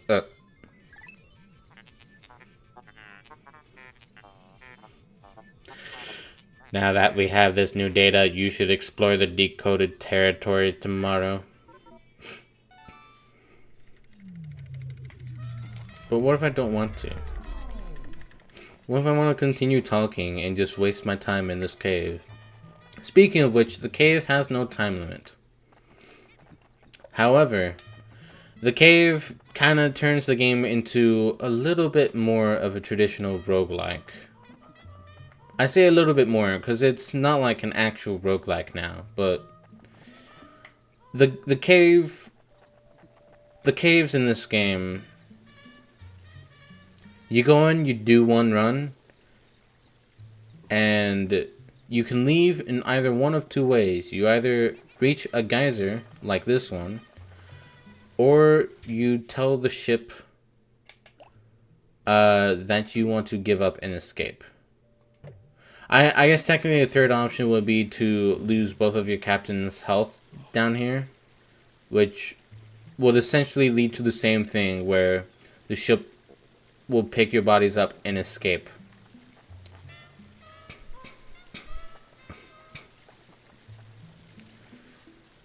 But if you either lose all your health down here or give up and escape, you lose all the treasure that you've gathered as well.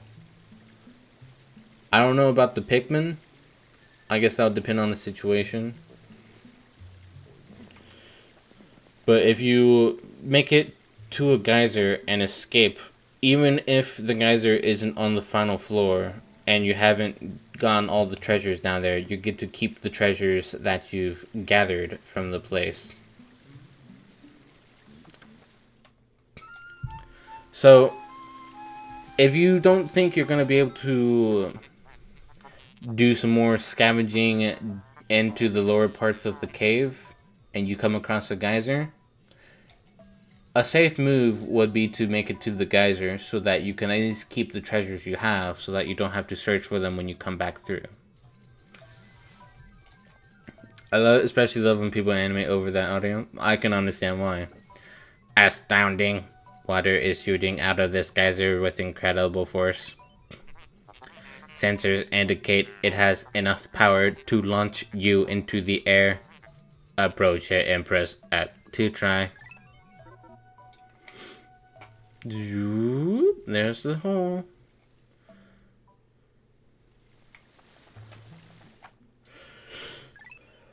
Hey.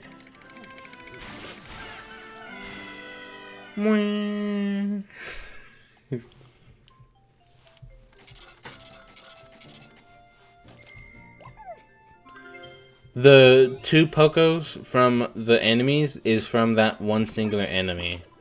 That dwarf bullbear that we picked up was worth 2 Pokos. So yeah, they're definitely not worth much. If we're judging this based off of what the president said about a salary or whatever, when the bottle cap was being scanned by the ship, 2 might be like... Actually, no, I don't know where I'm going with that. And we lost 0 Pikmin, yep. We got 482 Pokos from this cave. Pokemon's caves are the worst. I guess that would depend.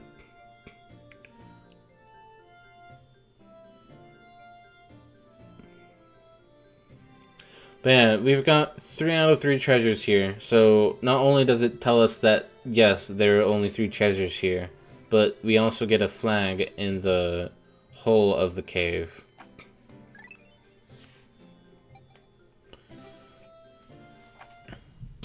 So now that we've gathered all the treasure we can from here right now, and yes, I say that because if we were to look to our right when we approached the emergence cave entrance, there would be water and a gate. So we cannot do anything else here except, I guess, farm Pikmin. You have successfully returned to the planet's surface. Excellent decision making, gentlemen. We must celebrate your first successful spelunking expedition. You've gathered a large amount of data that needs in-depth analysis. I shall send a report back to the President tonight detailing your progress. I'm kind of giving it a flood voice. It's not my exact intention, my exact intention, but you know. Orima and Rouie, since you will explore a new area tomorrow, today's work is done. What? You still want to work? Unacceptable. You may not realize it, but you are exhausted. You should take a much needed rest, as you have all the time you need to collect treasure. I like how even the game goes like, dude, this is not the 30 days until we have to leave kind of situation. We're here to make money. They're cousins? That's a funny thought.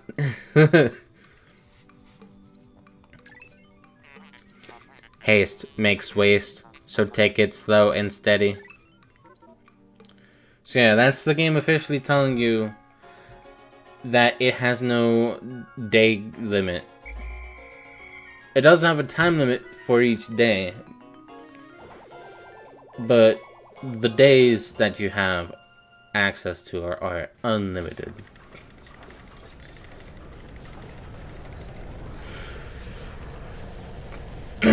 Zoom. Those pellet posies went there. I got rid of them. I guess they do bloom fast. Today's report.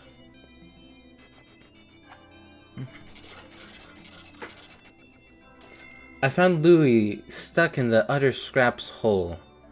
I had to spend the rest of the night pulling his helmet out of there. We're here to get that bread, Captain. Take your time. All your base are belong to us. We went from 20 to 56 reds, and from 0 to 10 purples, resulting in 66. Resulting in a massive increase from 20 to 66. We've lost 4 Pikmin in battle though, but that's okay. They won't be the first. Or they won't be the last. Sorry, they are the first. You can also view previous mail entries. Baby steps first, Oliver. Plan well, and don't worry about me. Our debt is with Happy Hockatate Savings and Loan, after all. Besides, there's nothing left to repossess, so ha! Take that, debtors! I think my dad warned me about going into debt much. He specifically warned against it. Or at least be sane about it and only do it with the bank. Let's explore Biglopedia, because we now have some new entries, like a red Bulborb. Wake up, you piece of shit.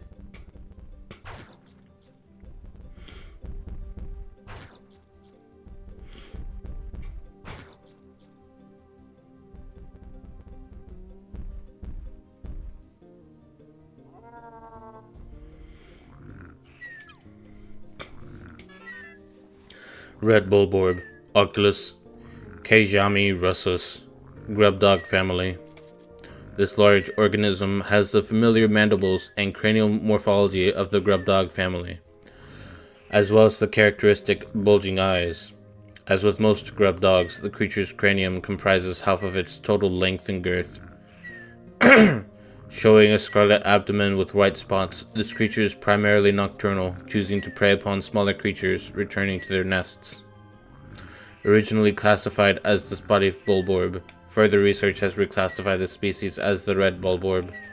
Subspecies of varied colors have recently been discovered, but academics are divided into 2 rival camps over how to handle their classification.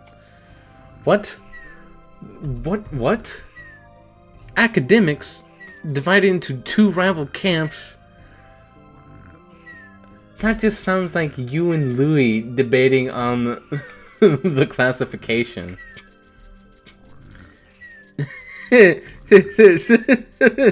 That makes that more funny now that I think about it.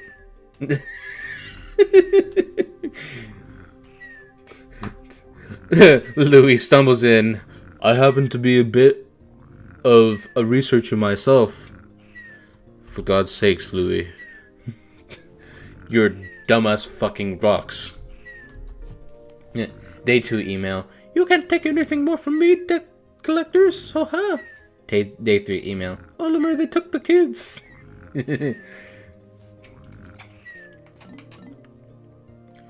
Snowball Borbs. Took your damn time there. Snow Bulborb, Pansaurus, Pseudoculi frusticus, breadbug family. Like the dwarf red Bulborb, the Snow Bulborb is a member of the breadbug family that seeks to survive through imitating the appearance and behavior of a Bulborb. Its pale coloration and blue spots make for easy identification. In particular, this organism mimics the hairy Bulborb, but it is, of course, unable to grow the hair that gives the hairy Bulborb its name. However, as the hairy Bulborb has been known to lose its hair in certain circumstances, the Snow Bulborb is an effective mimic that is often mistaken for a member of the same species.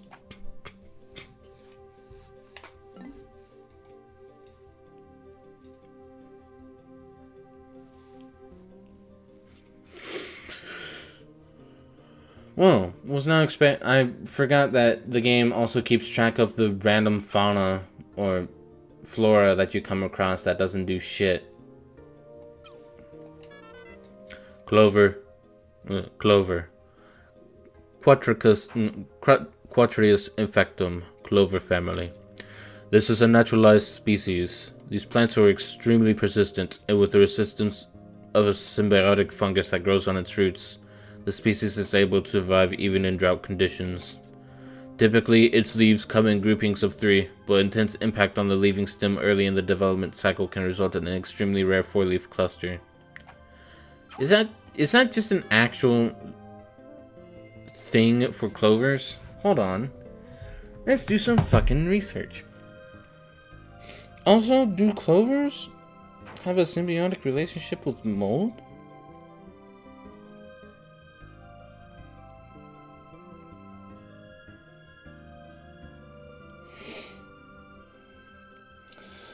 I wanted to search up the Wikipedia page for a fucking clover.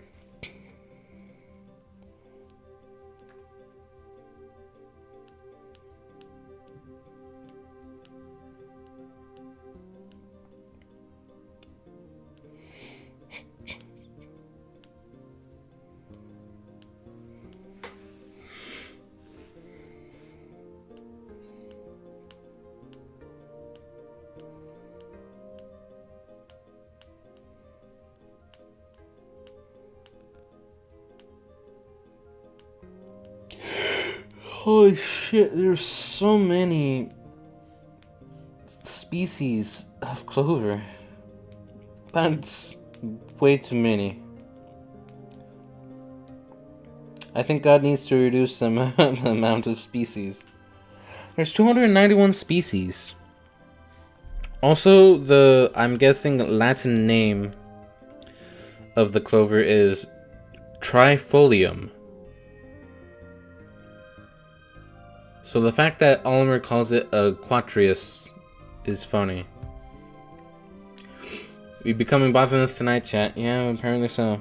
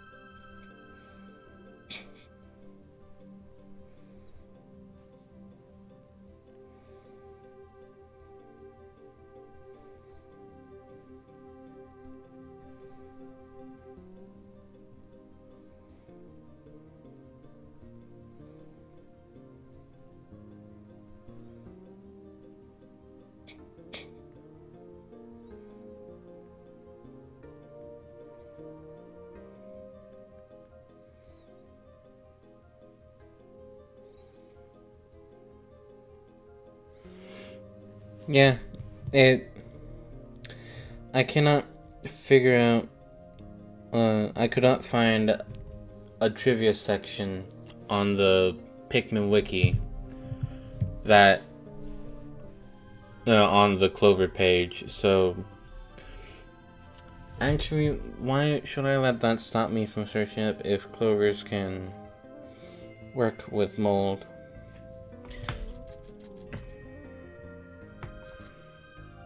I'm saying mold. It's a symbiotic fungus.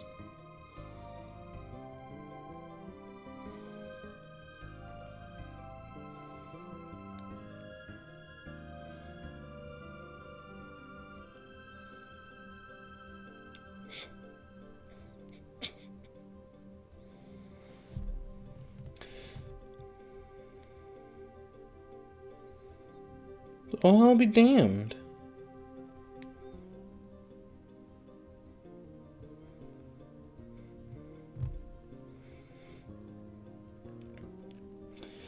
From agronomy, hold on, sorry.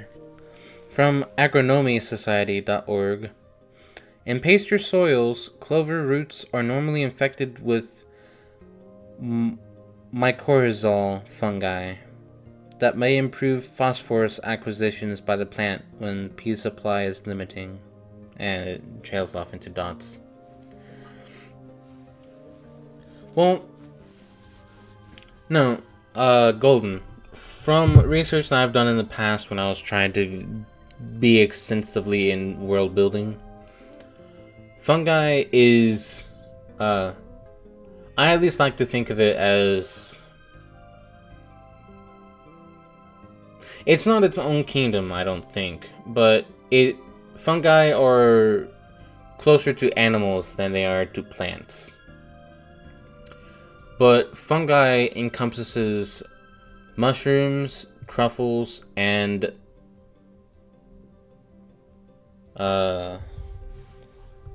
mold. I don't know if it encompasses moss too.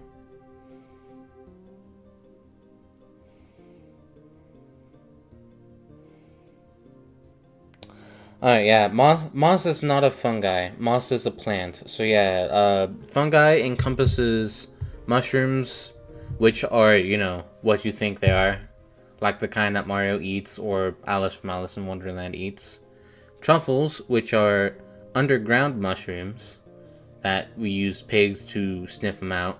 And mold, which is what gets on a lot of our produce whenever they start going bad.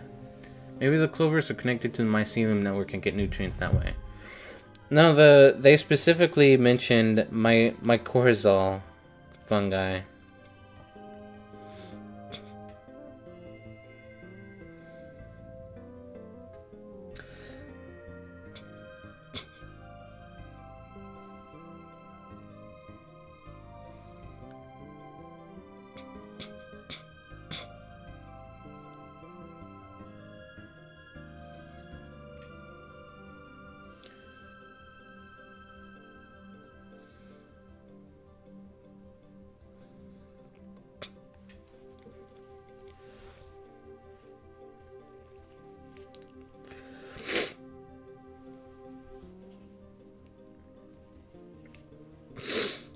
Huh.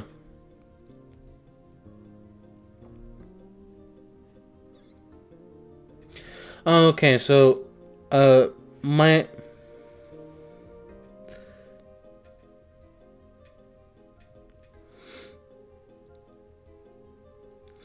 mycorrhiza is how I'm pronouncing it from now on. It is not the name of a fungus, but it is the name of the symbiotic association between a fungus and a plant.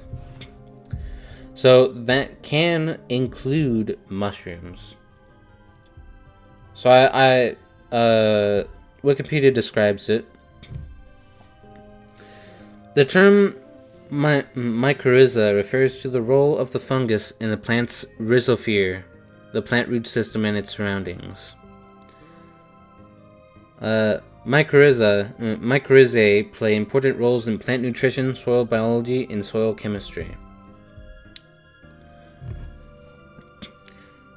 In a mycorrhizal association, the fungus colonizes the host plant's roots tissues, either intracellularly, as in orbuscular mycorrhizal fungi, or extracellularly, as in ectomycorrhizal fungi.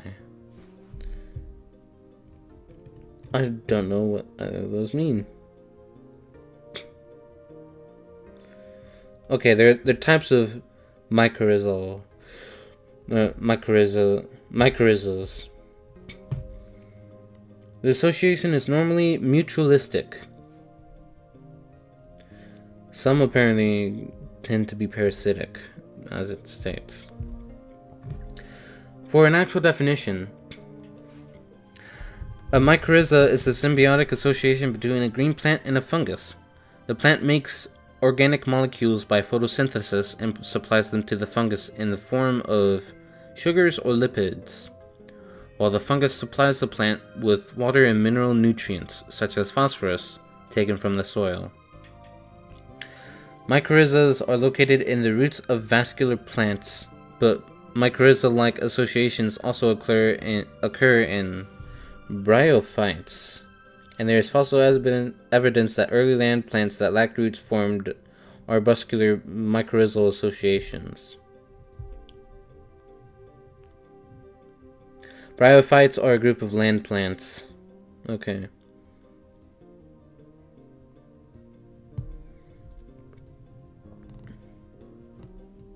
Most plant species form mycorrhizal associations, though some families cannot. Different forms of the association are detailed in the next section. Most common is the arbuscular type that is present in 70% of plant species, including many crop plants such as cereals and legumes, or whatever.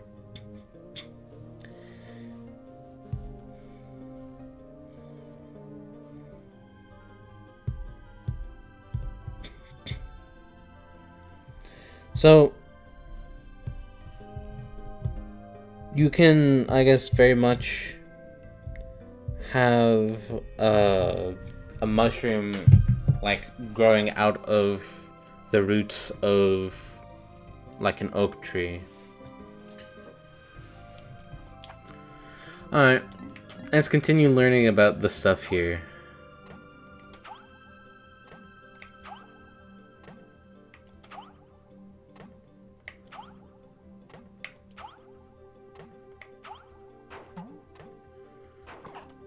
I love that we're now doing a deep dive on the relationship between plants and fungi. Thanks, Pikmin 2. I know. Isn't learning fun? Alright, anyways. Violet candy pop bud. Flora puniceus candy pop family. Research from our most recent expedition has confirmed the presence of candy pop buds in subterranean regions. Considering the microecologies this plant has been found in, one could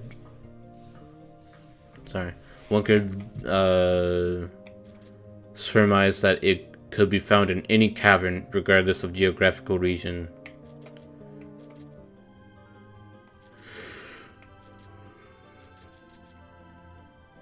Tossing Pikmin into this flower would result in the release of purple Pikmin seeds, regardless of the color of the Pikmin tossed in. This variety of candy pop contains robustly odoriferous oils. If candy pop flowers could be cultivated, there is no doubt that the plants would offer multifaceted benefits to the cosmetic, medical, and tourist industries. It's already been 2 hours and 11 minutes? Damn, I spent way longer reading than I thought. Citrus lump. This fruit was dug up from the floor of an icy cavern. It appears that the fruit's thick skin protected it from the frigid cold. It is quite remarkable. The shape of the fruit eerily resembles the president's head. P.S. The labyrinthine underground entrails of this planet are like a completely different world. Utter scrap. The area we recently touched down in is blanketed with a fresh layer of frozen precipitation. As tranquil and relaxing as it is, I named it the Valley of Repose. Using Pikmin to move obstacles, I was able to open up some new areas to exploration where I found this hunk of metal. Much like he did in the first game, sometimes through his journal entries, Oliver will make note of why he names things various names. Quenching Emblem.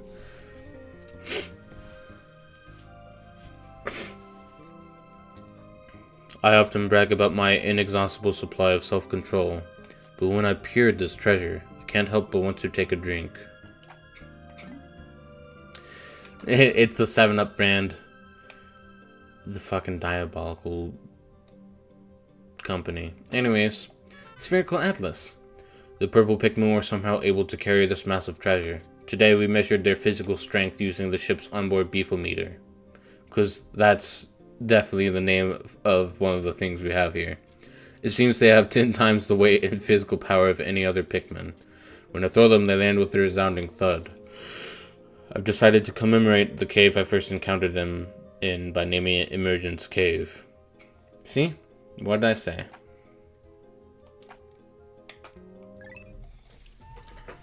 Anyways, as much as I would love to continue playing this game, one, I spent enough time already yipping and yapping playing this game. Two, I do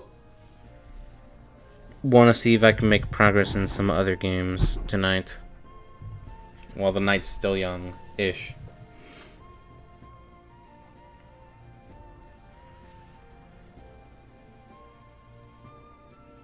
Because I can either continue playing this game right now, despite, I guess, in spite of the fact that I haven't made much progress. I could switch over to a different game, or I could just have the one stream tonight. We gotta make sure the treasures make it back to the ship safely. Huh? I was busy eating this orange-colored thing. What were you saying? Louie. I mean, Louie is actually a food fanatic. He actually quite likes eating.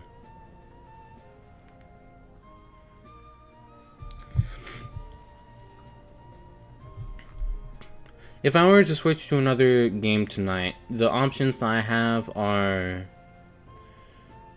Leaf's Odyssey, Silent Hill 2, Mario Party 2, the Minecraft series I'm doing, and B3313. And I don't want to do Mario Party 2 just yet because I'm still working on those pictures. And I don't want to do Silent Hill 2 because I would like to have that be the first stream of the night.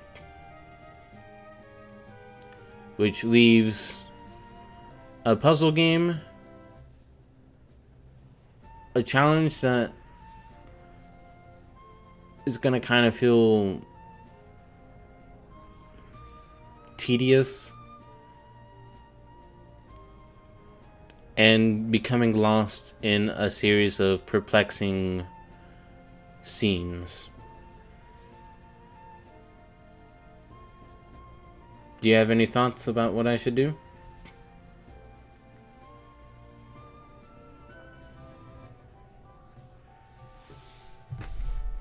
My mom's gonna take me to her job tomorrow morning, so I gotta head to bed soon. Once we finish the stream, I'm going to bed. Fair enough?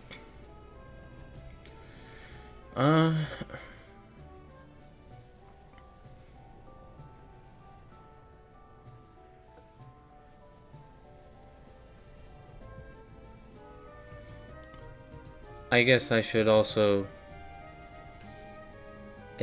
have the one stream tonight, because I got here a bit late and I've spent way too much time yapping about stuff that I find interesting, plus apparently researching plant stuff.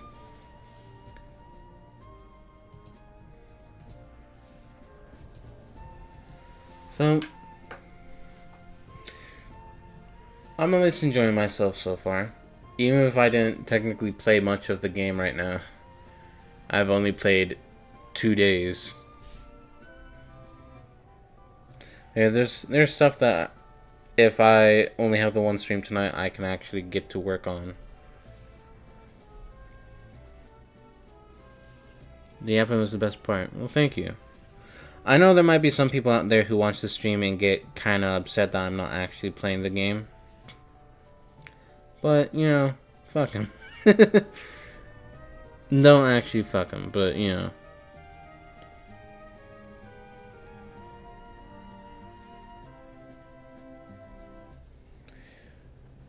When Let's Plays first started, I mean,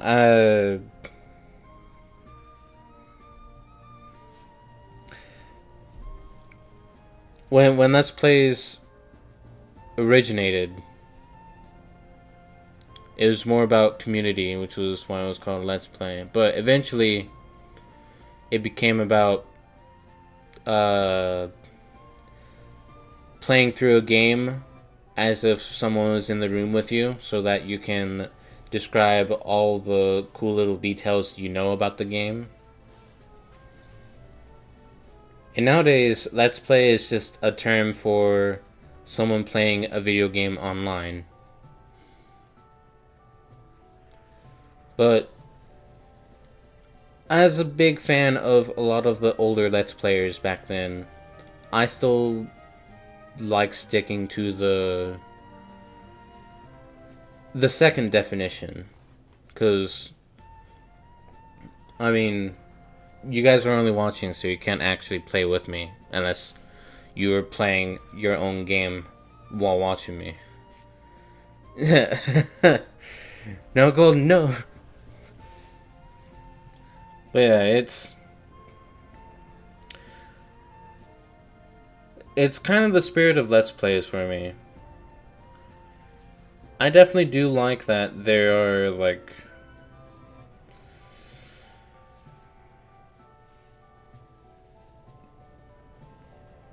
famous faces in the Let's Playing community, and I like that there are some people that do play games blind. Hell, I'm one of them.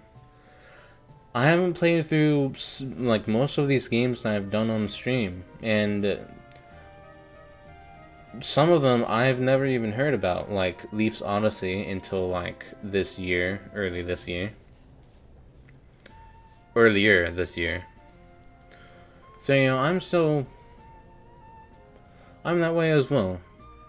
But the spirit has always been about kind of sharing the trivia, the cool facts and stuff that you've learned about the game, because you find it interesting. So I'm glad that I can at least share that.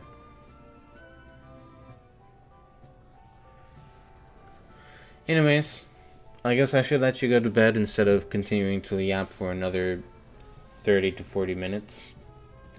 Thank you for joining my stream. Nice. I wish you luck.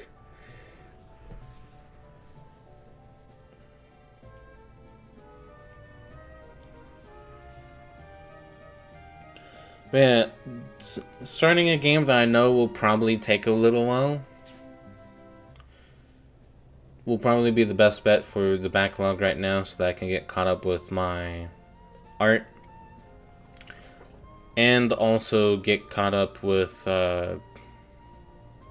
some of the other games. So yeah. Thank you for watching. I hope you have a good night. And good luck with the job thing.